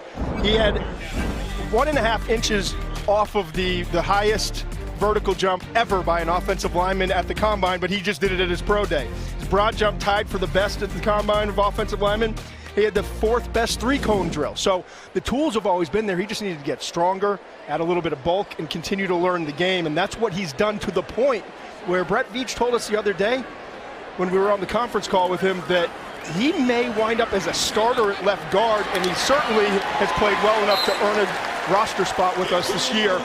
It's been, what a great story coming out of Eastern Michigan and not knowing if you have a spot and just grinding it through last year, and now knowing that you have a spot on this roster and you're at least the 6th man on this offensive line. Did that surprise you that he may have a shot at that left guard starting spot? A little bit, but I mean, Cam Irving brings some versatility where he could play inside and outside. Wiley brings versatility where he can move around with that length. He could play guard or he could play tackle. Irving, his best spot could possibly be at center. He's played pretty well, but he just has never lived up. I thought he was going to be a great starter this week, to be completely honest with you, coming out of Florida State. And Irving has just kind of struggled inside at that guard position in the NFL, and 2 stops now. And so Wiley is putting the heat on him, and you know what? It's a great problem to have, where you've got a backup that's legitimately pushing one of the starters. And even if he's not an upgrade and doesn't win the starting job, at least he's lighting the fire under Irving and making sure that he's showing up to work every day. Well, one of the things Andy Reid told us about Cameron Irving is he's changed his body. So second year as a Chief, he was traded last August after being a first-round pick at 15 by the Browns. And he's making the most, apparently, of this second chance with the Kansas City Chiefs. Well, he was a left tackle starter at Florida State for a few years. Moved into center his senior year and went from kind of a mid-round prospect to the #1 center in the draft in a later first-round draft pick. Comes to the league, and for whatever reason, it doesn't work out in his initial stop, and winds up getting traded here to what I thought was a really good situation, because his strength has always been his movement skills and his agility, and that's what you're looking for in this offensive system with the zone blocking and the movement that they do. And it just, he's played well. I'm not saying he's played poorly, but to have a guy like Wiley push him is not a bad thing. Chase Litton, the rookie out of Marshall, at quarterback on 2nd and 9. Litton rolling, just throws it away. So you talk about Chase Litton and Matt McGloin, and McGloin clearly brings the experience. He started in the NFL. Chase Litton, the huge arm. He's from the Tampa area, Wharton High School in Winter Park. But for Wentz his senior year, he decided to bypass his decided to senior year. forego his senior He year. decided to forego. There you go. Oh, no, you're asking the wrong guy. 20-14 as a starter at Marshall. I thought his best tape that he had out there was the NC State games, his final year this past year. But they almost upset NC State. Really had no business hanging around with that good football team. He hung in there, made some great throws, big-time NFL throws, took a beating. I love his toughness and his ability to hang in there and shake some defenders because he's such a big, strong guy. His arm, you can see it. I mean, he's in the very top echelon in terms of arm strength. What he's got to do is to continue to work on, if that first read isn't there, can he get to his second progression and third without making a mistake and without forcing the ball? And then his pocket awareness, feeling pressure come in. So those are two areas that they're going to want to work with him to improve upon. It's a really good place to be. And if I'm Chase Litton, I'm hoping I win this job because not many guys in the league that I would choose over Andy Reid to coach me as a quarterback. Butker's field goal makes it a 1-point game at Arrowhead. 21-20, Chiefs History 101, presented by Park University. We asked viewers, what is the record for the most points scored in a game at Arrowhead Stadium? Okay, lots of candidates, lots of explosion in the snow. I remember almost 100 points, scored 99 points in a game against Seattle back in 1983. I remember that distinctly. I was 6 years old. I don't want to go back to that Andrew Luck game where they had a 28-point comeback. That was at Indy, though. We're saying it had to be at Arrowhead. And it gets the 2000 game versus the Rams. 88 points, is that the one? Well, this was actually, and Carl D.E. apparently it got this part of it. This points by the Chiefs, so 56. Oh, just by the Chiefs. I read the question wrong. How about that information then? But your preparation for the trivia What do you mean preparation? Was remarkable. What do you mean preparation? Was absolutely remarkable. I had no idea.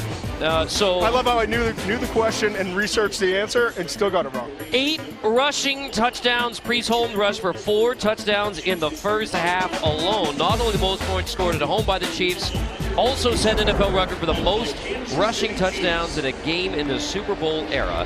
This week's Chief History 101 is brought to you by Park University, the official higher education partner of the Kansas City Chiefs. I mean, there's getting run on, and there's giving up 8 rushing touchdowns on the way to 56 points. That is embarrassing if you're on the other side, and if you're the Kansas City Chiefs, it's worth celebrating still in 2018. Remarkable.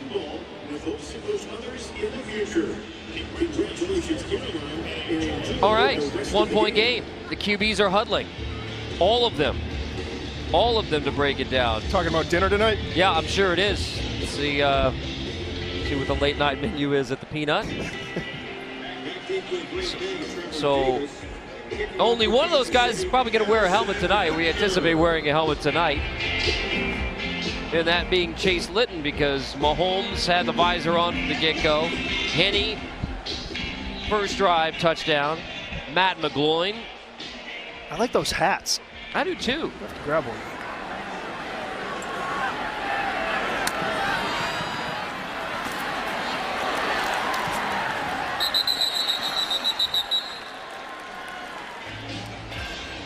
Williams tonight, 8 rushes, 34 yards, 3 catches, and a TD. So, excellent night for Darrell Williams. See the Chiefs defense trying to make some plays and make some impressions as we check in with BJ Kissel.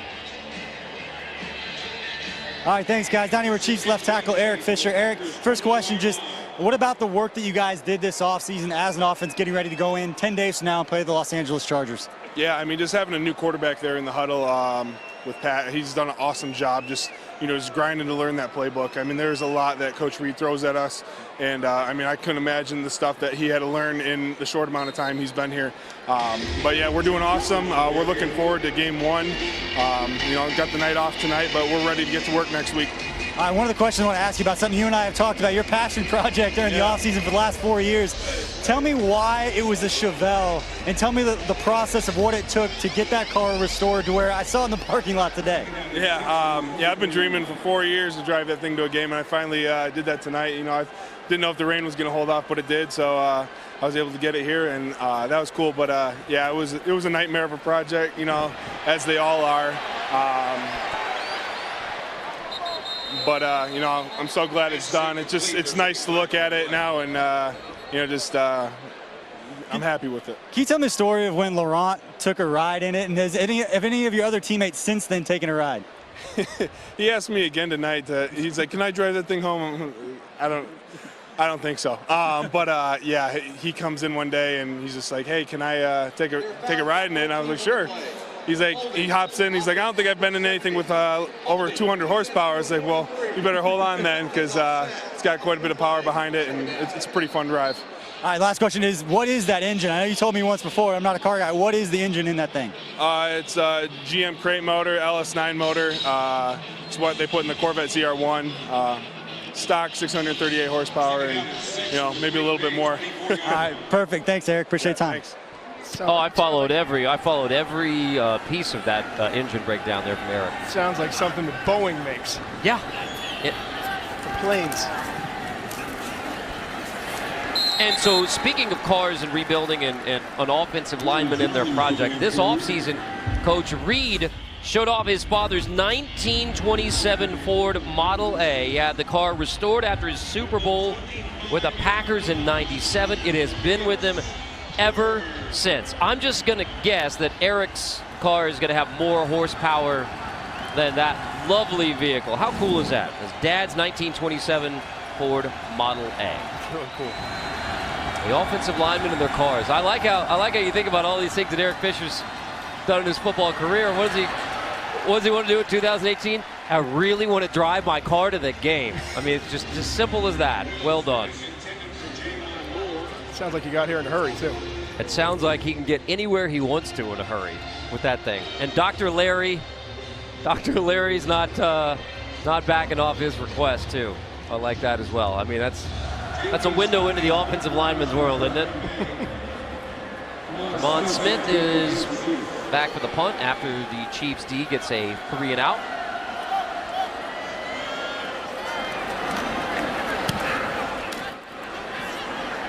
Between Smith and Hill and DeAnthony Thomas and Pringle. He lost the football. Looked like the Packers are on top. And they are. So Smith fumbles it. All that speed, but couldn't hang on to the football. Is a fumble with recovery by the kicking team. So Smith coughs it up. Packers recover. Looked like Greer Martini got on top of that football. I was just about to say how much depth they have in the return game. And Smith will be fine. I mean, they love what they've seen from him. He's a developmental corner who only continued to get better, has the quickness, has the speed, has the playmaking ability when the ball's in the air. And he's been a really good returner so far in the preseason.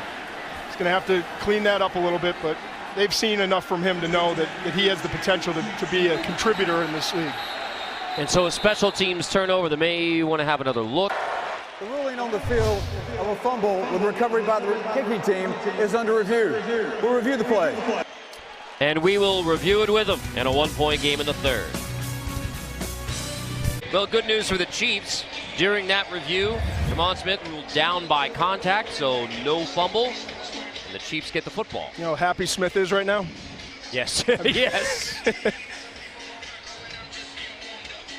And there you go. So Chiefs football, that's 3 straight 3 announced by the defense. Chiefs President Mark Donovan joins us now for season game number 4. And I like how you got a little magic going when you walk in the booth and it's a turnover, and then as soon as Mark is here, it's right back to Chiefs football. It all gets cleaned and up. Here goes Pringle, and there's another huge one in the pass game. This is magic. It is. That kid's having a night. Big night. It sure is. Byron Pringle. So 40 yards on that one for Pringle. Had 61 earlier. You know, BJ's been asking all of the players how much fun is this in preseason game number 4 to watch these guys who were fighting for roster spots, make plays. How much fun is it for you to watch these guys? You know, it's exciting. It's exciting to see young guys trying to make a team. And remember, they're trying to make this team first and foremost, but as Todd knows, they're putting stuff on film. And, you know, this year, especially with the cut down the way it is, you're going to have a lot of guys hitting the marketplace at the same time, and every single play matters. There is Darrell Williams again. And, of course, we got Red Friday coming up as well. Yeah, Red Friday. We're really excited about the 27th version of Red Friday, September 7th. We'll be launching the collectible Chiefs Kingdom flags. You know, it's such a great tradition for our organization, for this city. But even better than that, it's become a great charitable cause with the Ronald McDonald House, and raised over $300,000 last year and hope to beat that this year. That's fantastic. I got my first flag. You like how Todd is Chiefs Kingdom flag. already flying the flag in the kingdom? Right. That's Went fantastic. the right way? All right. No, you don't. But that's all right. No, your prop failed. That's unbelievable. There we go. Now all right. That is fantastic. We got a false start. There we go. We got a false start on McShay. This is the last broadcast I'm doing. That is a false start on McShay. If for all those evaluations. One job. One job. One job. Oh, now Todd did his best to get in on flag for Red Friday, but I know that's been a fun thing that not only for the Chiefs organization but all around this area, and we've talked about how wide an impact and imprint this organization has, and that's evidence. Yeah, I mean, so September 7th, we'll kick it off 7 a.m. in the morning. People will be able to go to McDonald's locations in Kansas City and St. Joe. They'll be able to go to Community America. They'll be able to go to Hy-Vee stores to get their red flag. It's a new collector's edition, as Todd so gracefully showed everyone.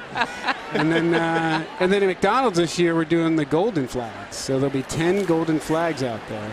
Ooh. That's incomplete. Explain the golden flag. So Willy Wonka, right? Yeah. So the 10 golden flags. So these flags will be, some lucky person will go to the McDonald's drive-thru. They'll get their coffee and their Egg McMuffin and their Chiefs flag, and it'll be the golden flag, which will give them tickets to our home opener. We'll give them VIP access. Nice. And then we'll also give them a jersey. And then Big Macs for a year. Wow, do you get a ride in the glass elevator too? Yeah, exactly. Oompa Loompa and everything else. You saw that note. Since 2014, over $900,000 raised. And you can see why there's such pride in this event throughout the kingdom. Dieter makes the grab there. That is really what makes it special. You know, 87 families tonight will be at a Ronald McDonald House here in Kansas City. And they need the services of Ronald McDonald Houses, and that's every night. So the money that we raise through this and that our fans actually generate for go directly back to the Ronald McDonald House here in Kansas City, and it's why we do what we do. It's fantastic. 3rd and 6 here.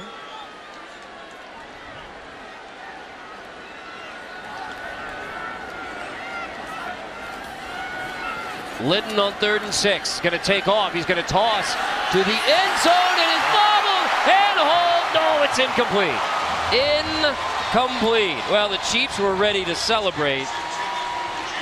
Jisson got two hands on it. You were the lucky charm. That's right. I mean, out of bounds. There you go. Left foot out of bounds. So, field goal. I want to get the rest of the update in the kingdom, but we've got. There is a Packer down, and that will give us a moment to step aside. 1-point game, field goal coming out, but how cool is that to get the inside on the Chiefs? Even Yeah, I mean, step away from action. that's just another great example of the challenge that we gave the 65 TPT guys this offseason was let's take preseason and look at it differently. And more of the box-to-box pictures, more keeping the fans here. I know Todd's been taking grief for his prop skills, but you know, I think he's really added to the broadcast the last 2 games, and good kick there, huh? Chiefs on top. So just a little bit more insight, a little bit more detail, go a little deeper with the guys who are on the field. And who knows him better than Todd? You know, he's studied every single one of these guys coming out. So it's a way to make the broadcast a little bit different, hopefully a little bit better, and give our fans a different perspective of what these guys go through to get to this level, and then hopefully to stay at this level. So, well, we're having fun. Yeah, really excited about the broadcast. Really excited about, you know, I'd love to say it's all Todd, but I think our young quarterback and the work that Brett and Andy have done with our team. It's a fun team. It's a fun team to watch, and that's come through in ratings. I mean, we had our highest rating, our first preseason game, and about one of the highest ratings since 2008. Every single game this year in our preseason has been rated higher than the game previous year. So we're trending in the right direction, and we're really excited to get the season started. I mean, that's the most exciting part about tonight. We get a day closer to going out and playing the Chargers. I think the ones are having fun down there, Todd. I think Patrick's enjoying his night back in the visor for the full night. Yeah, he gets to take a little time off, at least one day, and try to help the other guys. Now, my cause, my cleats. It's down the road a little bit, but I know this is something that not only Kansas City Chiefs, the NFL has really made an enjoyable and impactful way for players to make a statement in their causes. So our December 9th game against the Ravens. The cool thing we've done with it is, as you can see from the shoes, the guys design their own shoes, and they highlight the charities or the causes that they want to work with, that they are working with, and that they want to benefit. What we've done is we've said, if you buy a single game ticket to that game, you can pick which player you want to associate with, and $10 from that ticket will go to that player's charity. So it's a way of really bringing that home to the charity. And the fans have that choice as to which player and which charity. Yep, any single game ticket, they can go on to, when they're buying their ticket, they can actually pick the player that they want to support and the cause they want to support, and $10 will go directly to that charity. How do you design your cleats? So these guys, you know, as you know, these players are really competitive. So the artists that they work with and the musical acts that they talk to and the things they try to put on those cleats, they make them collector's items themselves. And I like how it allows, you know, players to make those decisions about what they want to support and really highlight their causes. And but already some amazing stories about why these Chiefs players are choosing their different causes. I think that's exactly right. I think the fact that we are talking more and more with our players about what's important to them, and then not just talking about it, but supporting the things that are important to them. We do so much in our community. We've done it since the day that Lamar brought the team here. And there are so many charities that have benefited from the Chiefs, and the Chiefs are the players as much as the organization. This is an opportunity to say to them, okay, what's important to you? What are the things that we can do together? A lot of it overlaps because of the things we do are pretty similar, but a lot of it is just stuff like this week I was at an event with Steve Nelson, and it was his event. He created it. It was about nutrition at a youth center in downtown Kansas City. And we went and supported him because that was important to him. And it's an example of those kind of programs that we're working together to have a positive impact in our community. You know, I go out to college games every week during the regular season, and you can see in a lot of those smaller towns and, you know, the environments, it's such a community, and you can see them rally around the team. And not all NFL cities and teams have that same support. I see it here with the Chiefs. It reminds me a lot of a college town, the ownership and the love that the fans have for the players, and the players giving back to the community. It's really cool to see. And it's empowering guys like Steve Nelson, right? Like, what's your idea? What do you want to do? How can we make that happen? And then supporting him when he goes and does it. And that just builds momentum in the locker room. And I really liked how Stephen is part of it. You can see it's about activity, health, fitness, diet, all these things that can help you in your athletic career, but in your life. And that was one of the things that he wanted to emphasize. And when you talk more and more to the players, it's things that impacted their life. You know, a lot of the players that we've talked to, and Clark has talked to players this offseason, I've talked to players, coach, GM, Brett's talked to guys, and it's just saying, hey, this is what I saw when I was growing up. How can I have an impact on that for some other kid coming up? And it's fun to work on those things together. And so speaking of youth outreach, which I know is another major initiative along those same lines, and that one is picked off again. It is the second interception of the game for Armani Watts, the opening drive pick, and now the rookie out of Texas A&M does it again. There is a flag down.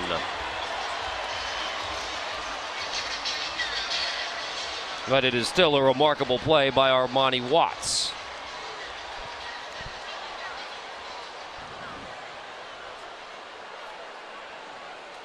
We await the word from Brad Allen.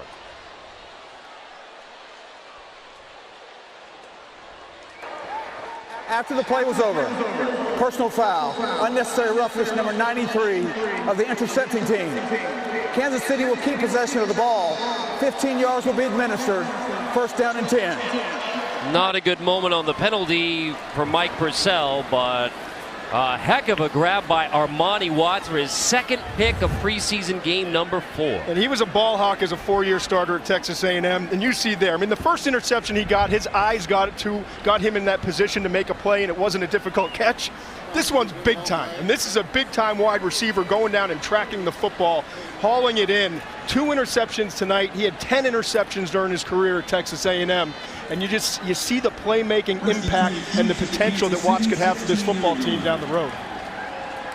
So after 3 3-and-outs, the defense responded. I mean, 3 straight 3-and-outs, and then the second takeaway, both of them by Armani Watts. Well, Marcus, we talked about how much fun it is to watch these guys making plays in preseason game number 4. I would say Armani Watts qualifies with that remarkable second pick of the night. Yeah, I don't watch a lot of film. Brett every once in a while shares some highlights, and I remember seeing highlights of that kind of a play from Armani Watts at Texas A&M. Sounds like Brett dragged everyone in the film room to watch that Arkansas game. I don't blame him. So before that remarkable interception, I was going to ask you about the youth outreach efforts. Yeah. And where that is headed in 2018. We had 5,000 young football players out here tonight, and a couple of them got to actually play on the field tonight, which is a pretty cool treat for those guys. We do a ton with our youth football outreach. We've done a lot locally. We continue to do more than just football. So we had a youth camp this year with, there's a highlight from the game tonight. We did a youth football camp with Will Shields this year with a Legends camp where kids could actually learn from a Hall of Famer, which is one of the cool things, again, about Kansas City is those guys like Will are in town and they're willing to do things like that.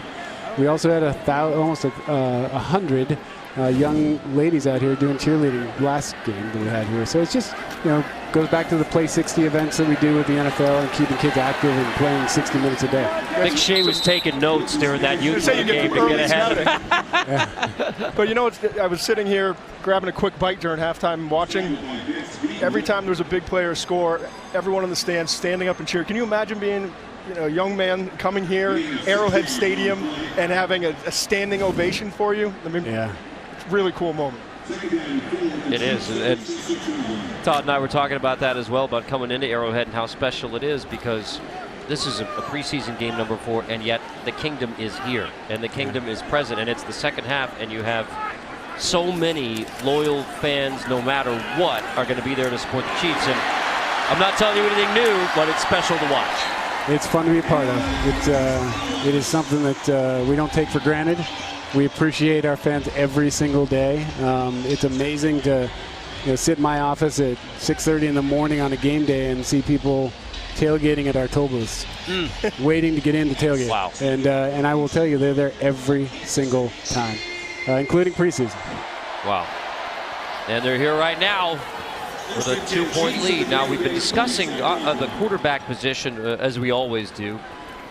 With Patrick Mahomes taking the night off, Chad Henne, excellent first series. McGloin has executed some very difficult plays. And here goes Litton. That is inside the 20. Litton off his back foot. Wow, what a grab inside the 20-yard line. That's Smallwood, 29 yards.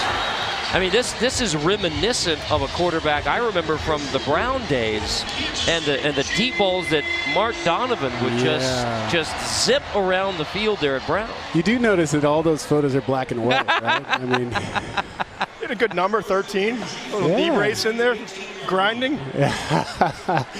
Yeah, there were some real athletic shots you guys chose too. I appreciate that. Todd always likes to break down verticals. Is that was that we couldn't find that measure? Non-existent. They didn't measure it in those days. Well, Litton is doing a fine job matriculating the Chiefs down the field. Mark, pleasure. Always a pleasure. Thanks for what you guys do. I'll work on my flag holding skills. And stick to your day job, my friend. We appreciate you guys. Oh, Thank Mark you, guys. Goffman, president of the Kansas City Chiefs. And I tell you what, the Chiefs showed up for Mark. We're here in the booth with the Chiefs rolling towards the end of the third quarter. Chase Litton has set him up for 1st and goal. And 1st and goal will be the first play of the 4th quarter with the Chiefs by 2. Chiefs fans, you can have a chance to win a flyaway trip for 2 to see the Chiefs take on the Raiders in Oakland this December, or other football prizes. Sip an ice cold Coke. Visit Coke.com/football on your phone and scan the icon to play. Coca-Cola, the official fan refreshment of the Kansas City Chiefs. You were nice enough at halftime to get yourself a Coca-Cola. That was. And bring your partner one. I have to give credit to James Lofton, who's calling the game tonight for the Packers, because James actually got me my Coca-Cola. So nice, but I still didn't get you anything. So I'm sure we can line you up with the Coca-Cola before the end of this game. No question.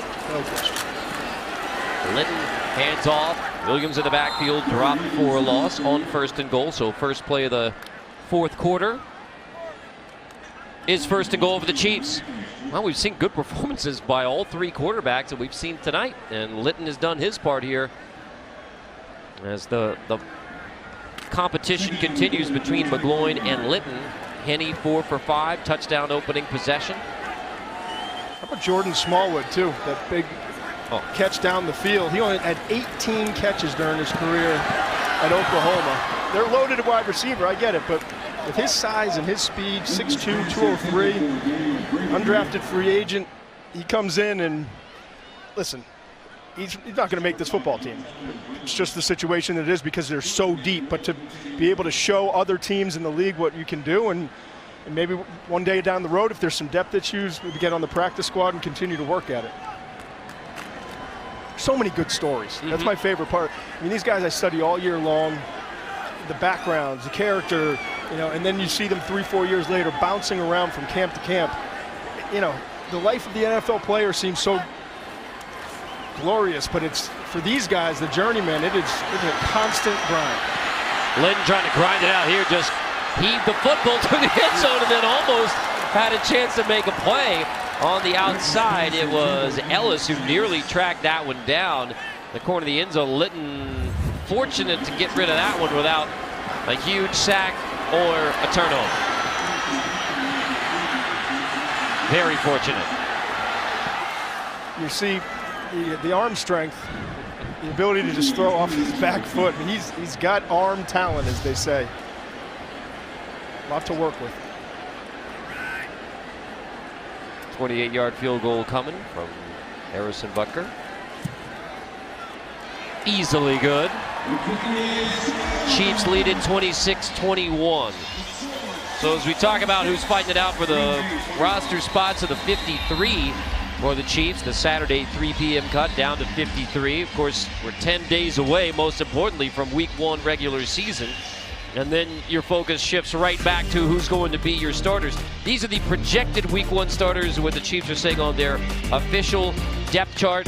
So how do you evaluate the offensive line at this point? Well, I think they've played well as a group, and I think the emergence of Andrew Wiley, as we talked about, coming out of Eastern Michigan and continuing to develop physically, gives them that 6th guy, and maybe he pushes his way into the starting job at left guard. And these are the weapons. I mean, this is what makes this team potentially special, is when you have a quarterback in Patrick Mahomes with the weapons around him, Tyreek Hill, the vertical ability and the ability to create. Travis Kelce, arguably, I would say he's the 2nd best tight end in the NFL, and he's not far away from Gronk anymore, in my opinion, what he's done. And then having a running back like Hunt to catch the ball in the backfield, create yards after contact. There's just so many different things that an offensive mind like Andy Reid can take advantage of. We haven't seen anything. They're just scratching the surface in terms of what they can do versatility-wise from an offensive scheme standpoint. Now, meanwhile, for the defense, and a lot of changes in the offseason as well, including bringing in Williams at nose tackle, the Kansas City native, and then the linebacking core, the Anthony Hitchens at inside linebacker, one of the big splash moves of the offseason. Well, we've almost seen none of this group all playing together. Plus, Derek Nottie comes in as a third-round pick, not playing tonight, which is rare for an Andy Reid team. He could be a starter, or if not, he's going to be right in the rotation as an impact player. Justin Houston, D. Ford, you've got Breland, who we've talked a lot about, who's going to be in that rotation. And then the inside linebackers played basically a half of a game together in Ragland and Hitchens. So this is the area I think you're gonna see some work done in that secondary. I think Kendall Fuller's a really good starter and has played great since he's come here. The opposite side with Nelson, I think he can be a solid starter. They need to bring in some more depth, and it won't surprise me if you see some moves in that secondary as we get closer to week 1. Safeties have been injured. Eric Berry's going to be back. Armani Watts played really well tonight. They've got some other guys that could possibly sneak in there. But I think cornerback and safety with some depth could be the areas that you see Kansas City try to make some moves and some roster movement in terms of bringing in guys who can potentially become upgrades. And still don't know when Daniel Sorensen will be back, evaluated about 6 weeks after the broken leg, but still don't know when that projected starter at safety will be back. So Eric Murray and Orlando Scandrick, who's not going to play tonight, but Orlando Scandrick brought in. T.Y. McGill again. He keeps flashing. He fired off the ball and just ruined that play from the get-go. Yeah, I think the two big questions coming into the year, coming into the preseason for the Chiefs, were the secondary and the offensive line. I think the offensive line has continued to gel and is playing at a higher level, and I think they have more answers than questions than they had beginning the preseason. I think the secondary is going to be the one area that you're going to see Brett Veach continue and his staff grind through all the tape. Interception. There's the third of the night by the Chiefs defense. Dorleant is going to take it. Wow.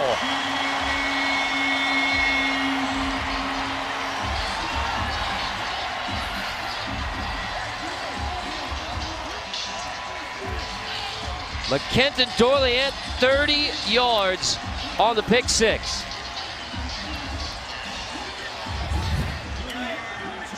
Great job. You see 43 right there. Great job passing off the receiver to the middle of the field. He had zone responsibility there. He worked his eyes to the quarterback and saw the ball coming out. He comes back and allows his eyes to get there to make the play, and then it's just the quickness and athleticism after the fact and the will to get in that end zone.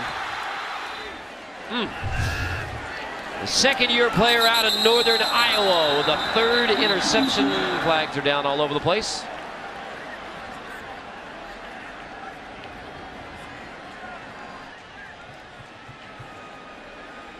McKenton Dorleant. False start. Kicking team. 5-yard penalty. We will run the try.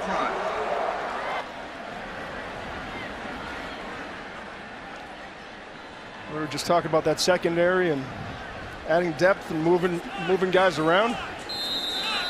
Dorleant certainly showing that he's got some potential to work with.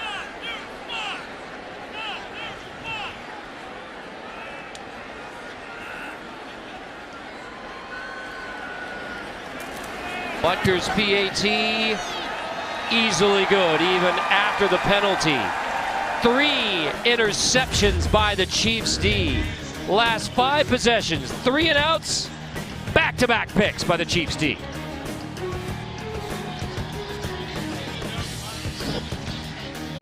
Nominated Chiefs Kingdom champion who makes our community a better place to live, work, and play at Chiefs.com/BlueKC. The Chiefs Kingdom champion is powered by Blue Cross and Blue Shield of Kansas City. Connor Blackburn, Todd McShay, BJ Kissel, wishing the Green family well. They're at Purdue tonight as TJ is getting a chance to quarterback the Northwestern Wildcats, and so best to the Green family. And Todd, you have an update now in the third quarter. Good update for Northwestern and for the Green family. Northwestern leads 31-24, 2 minutes left in the third quarter, and TJ Green has a rushing touchdown and has completed 6 of 9 passing so far. So great job by TJ Green. Well, we know Trent is with us in spirit here in the Kingdom.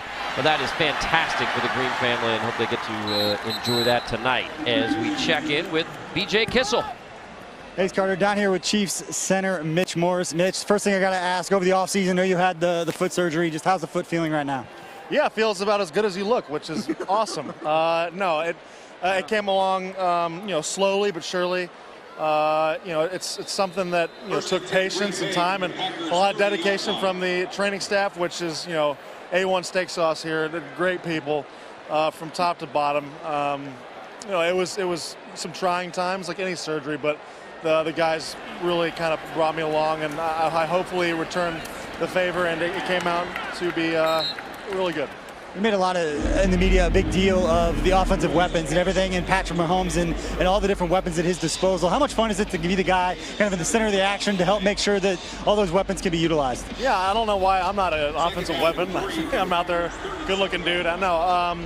No, it makes it fun, and it makes our jobs really, not that we're not fighting on our tails off every play, but we have guys out there who are, really important that we give them time to, air the ball out to. So it's nice. It's cool to be in the huddle and see how many guys we have, who can really make plays. Yeah, surprisingly, you got married. Cam was behind me, wasn't he? Yeah, he was.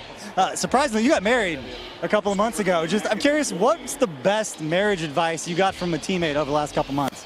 Yeah, I think when someone told me, Mitch, when you outkick your coverage like you have, and she has declared temporary insanity and saying yes to, I will marry you, expedite the process as fast as you can. Whatever she says, just say yes. And I did, and it worked out well. All right, and last question is, now that you've been married a couple months and you're an expert in marriage, just what advice would you give to any of your teammates that are getting married or anybody out there who's getting married soon? You have no opinions that matter. Even if you think they do, they don't. Just say yes, and you'll be fine. Always a pleasure, Mitch. Yeah.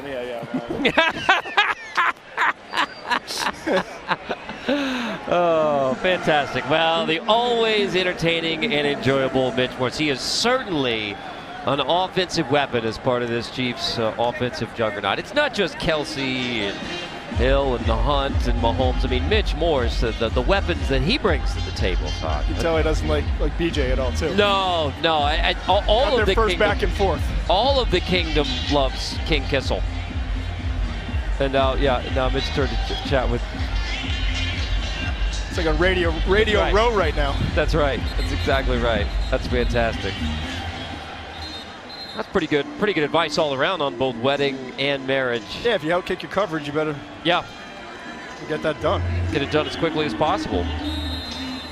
Mitch, of course, started at center since day one, coming out of Missouri, so he has a very special place, Chiefs fans.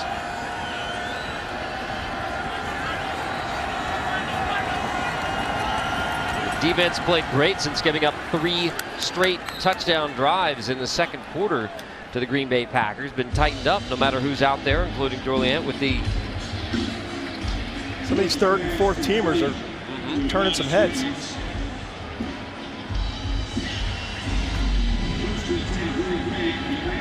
The Chiefs have really outplayed Green Bay in just about every facet in the second half, which is good to see as a personnel guy in terms of the depth of your football team.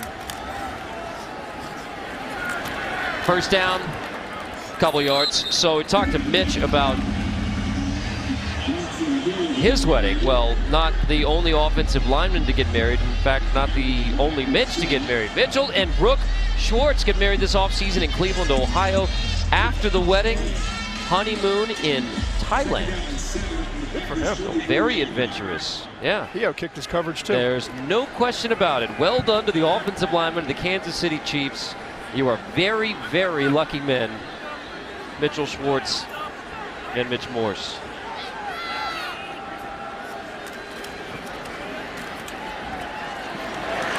Nice open field tackle by Redmond.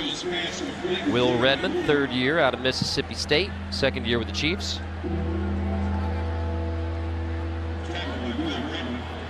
The forced third down. Talked about Mitch Schwartz exploring Thailand. With his culinary background, I guarantee you he did some food exploring around Thailand as well. I've never been. I can't speak to it. Yeah, I'm guessing. Nor have I, but I've always heard it's great. It's a great culinary destination as well. Some Gewürztraminer of Rieslings go nice with some spicy Thai food. We can discuss wine pairings more in the last 10:33. Fourth quarter, game 4 preseason. Oh yeah, it's time to have fun. Living on a Prayer, rocking out, air guitar. I mean, that's pretty tight. I don't know, Reggie Ragland, Travis Kelce. Who do you give the air guitar karaoke advantage to between Reggie and Travis?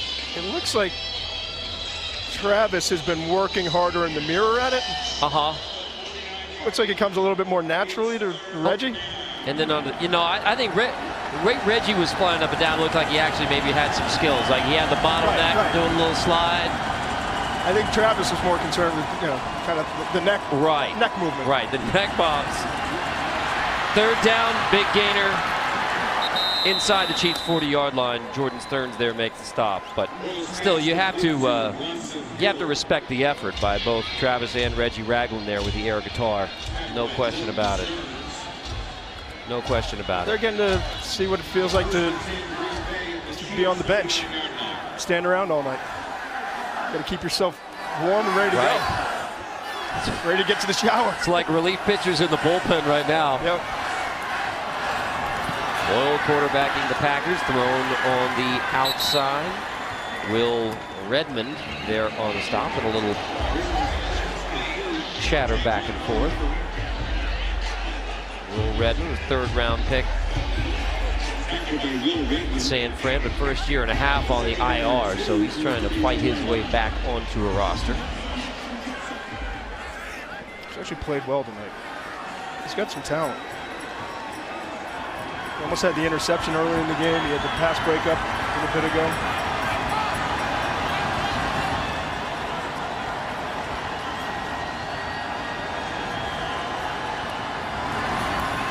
Second and short.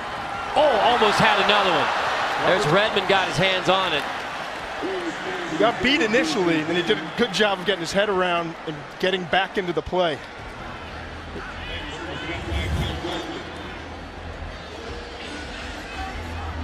Just turned his head around in the last second. Third and short coming.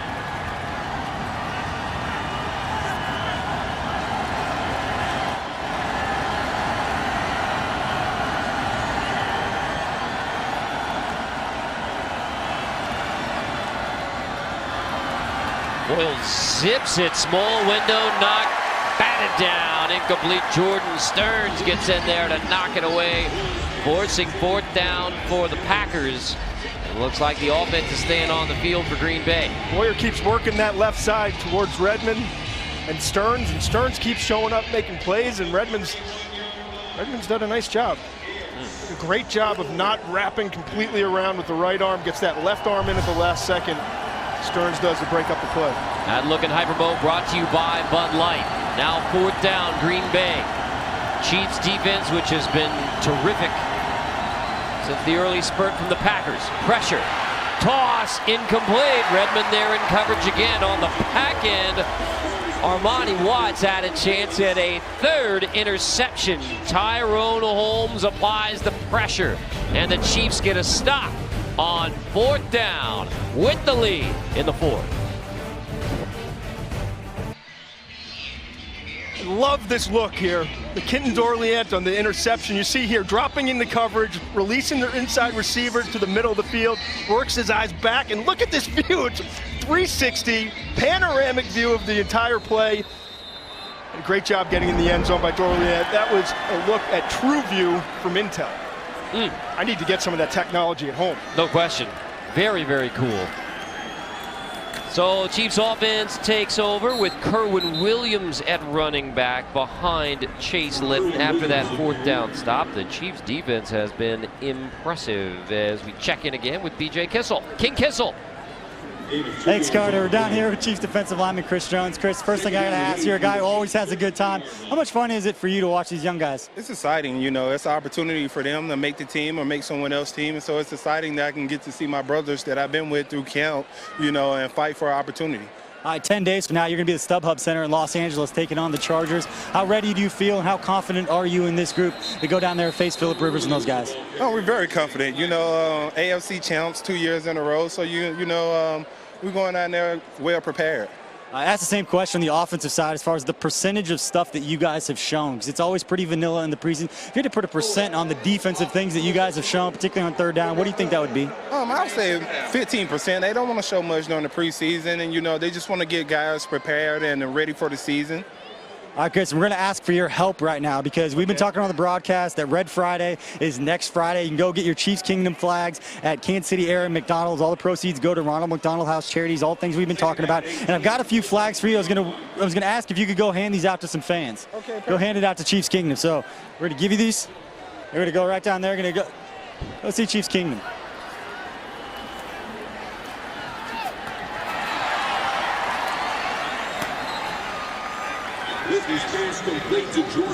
Nice. Very nice. Maybe he can hold it up the right way. Maybe those kids can. Now, I witnessed how hard BJ had to work to get those props down there. Security's very tight. Everyone has to take a look. But it's all about that moment for Chris Jones getting the handout. It's a good lesson there for all the young guys out there. If you want an autograph, you might want to bring a pen with you. Oh, is that he had a football but no pen? Football already, no pen. Oh man, it's a missed opportunity. And we don't need a shirt either. You can bring shirts optional, but you need a marker. And then at that point, you can take the marker and just go ahead and paint it. Oh, look at that! Switching out hats. That's a win. Because he had a Packers hat on. Okay. I tell you what, Chris Jones is built for this. I mean, he's a confident, verbal young man. Yeah, I loved it when BJ said, "How confident are you?" That is one thing we do not ever have to worry about with Chris is confidence. Chiefs are going to take a timeout here.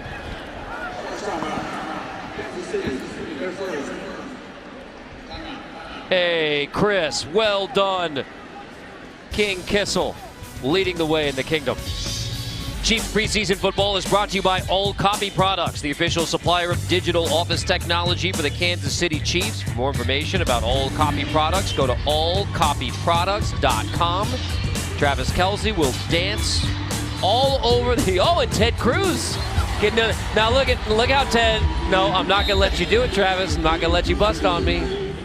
Not going to let you bust on me. Ted, who does a fantastic job in the public relations office and helps us with... He does. Every aspect of our job and everyone else's.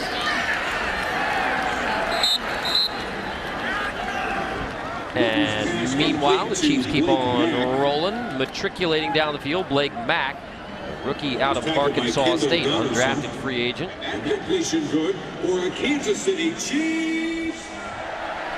That's one of those spots that is up for grabs. Andy Reid said going into the preseason, the third tight end behind Travis Kelce and Demetrius Harris. 82 catches last 2 years after just 15 catches in his first 2 years. So kind of an ascending player, 6'2", 231. He can run. And it's not with this team, or maybe it's in the practice squad. I mean, he's for this kind of offense when you want to utilize your F tight end, as they call it, the move tight end, and get him involved in different areas.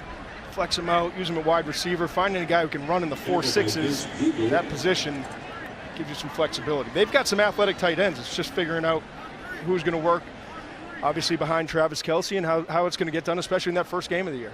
Let's check in again with BJ Kissel.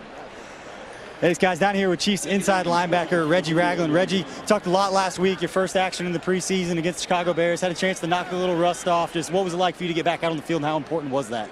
It felt good, just see some of the speed of the game and get adjusted to it. And then mad at myself, I missed the open field tackle out there in the flats, but I know it's a territory that comes with it sometimes. So, but for the most part, it felt good to get back out there and get to moving around and take some hits and hit people. So it was good.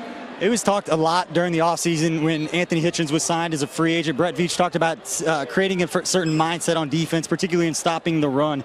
How have you and Anthony Hitchens worked together, and how excited are you to get out there 10 days from now at StubHub Center and play the Chargers? I'm excited. I like Hitch a lot.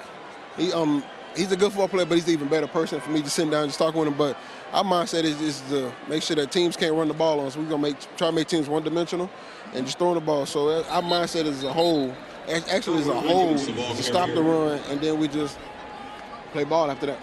You told me that last year was just only a little taste of what you can do. Just what are your personal expectations for this season? Just to keep getting better, stay in on third downs and show them that I can cover and do all that good stuff, and just do what got me here, man. Just play football, hit people, and put people in the right position and put myself in the position. It's just football, just run around hitting people. It's a kid's game, man. So sometimes we can put too much into it, and we can't do that. I think now we're going to put you on the spot a little bit. For anybody who follows you on social media, on Snapchat or Instagram, whatever it is, you're always singing in the car. You're always doing something with music. We saw you playing the air drums earlier. They had that on the broadcast, you and Kelsey jamming out. Just what do you got for us? Sing us a little something right now. We see you doing it every day on social media. It depends on my mood, but what am I not in the mood for right now? You caught me. I don't know. Aretha. we rode from Madison down to Tuscaloosa. We spent about an hour in the car, listening to a lot of soul music. Just what are you going to listen to in the car on the way home, and what can you sing us a little bit of that? Oh, man. I will probably listen to, what am I going to listen to, BJ? I don't know. It's like you got Aretha Franklin? I love it. You got an Aretha Franklin song? R-E-S-P-E-C-T, find out what it means to me. R-E-S-P-E-C-T. I'm just kidding. I knew it was going to happen. That is a great interview technique, BJ. You stuck with the question for your subject until you got the answer you wanted, and then a hug to close it out. We got a little Aretha in the show. I was getting ready for Say a Little Prayer for Me. You want to finish it out? No, I don't think the Kingdom wants it. Although around our house we do watch the scene from the Blues Brothers quite often with Matt Guitar Murphy and Aretha Franklin. And feel free. Yeah. They want it more than a flag thrown. You better think. There we go. Think about what you're trying to do to me. Think. Me and Reggie and I are going to work an act together. That's next off season. 3 of the first 4 on the road. So week 3, next time the Chiefs are going to be here in Arrowhead. That's a difficult start on the road.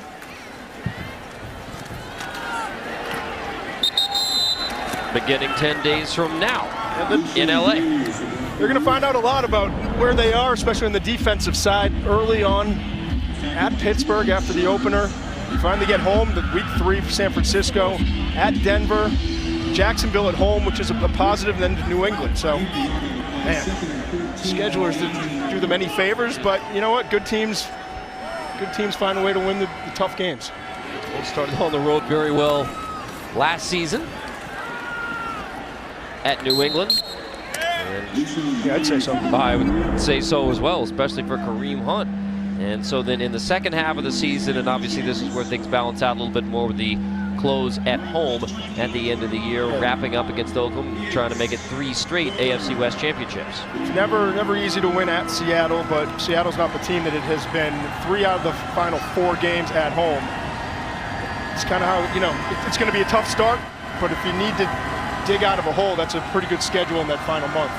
November 19th in Mexico City. Boyle's stepping up, and he takes a pop and a roll. And Rob McCray, the rookie from Indiana, there on the stop. So, I mean, this incredible run under Andy Reid, including the back-to-back AFC wildcard, the AFC West championships, first time in franchise history, which is incredible for the division that goes back to the AFC days. They win it back-to-back for the first time, and then of course the goal continue on. Yeah, and remember the team that he took over for when he came to Kansas City. They were struggling, losing season, and every single year they're right there in the mix. It's now just about with Mahomes, continue to build and trying to take that next step, which obviously is to make a deep run into the playoffs and get a shot at the Super Bowl. And this is an exciting team. It really is. Mahomes will continue to get better. That offensive line will continue to gel. I think the front 7, as it is right now, is good enough. again, the secondary is going to be the big issue, and part of that is really going to be the health. When does Sorensen come back at safety? Can Eric Berry stay healthy for a full season after, kind of tweaking his Achilles again this year in the preseason, being limited? That you don't care about that for a veteran in terms of not being out here playing. You just want to make sure he's right for when things start. I think they handled the Berry situation extremely well. Chiefs offense quarterback by Chase Litton. Ray Laurie, the rookie out of Old Dominion, undrafted free agent, the all-time leading rusher in Old Dominion history. ODU bumped up to Division I, and he proved he was ready. They have a big home game against Virginia Tech in September. I know that because I'll be there. I was just going to say, where did you get that information? That was.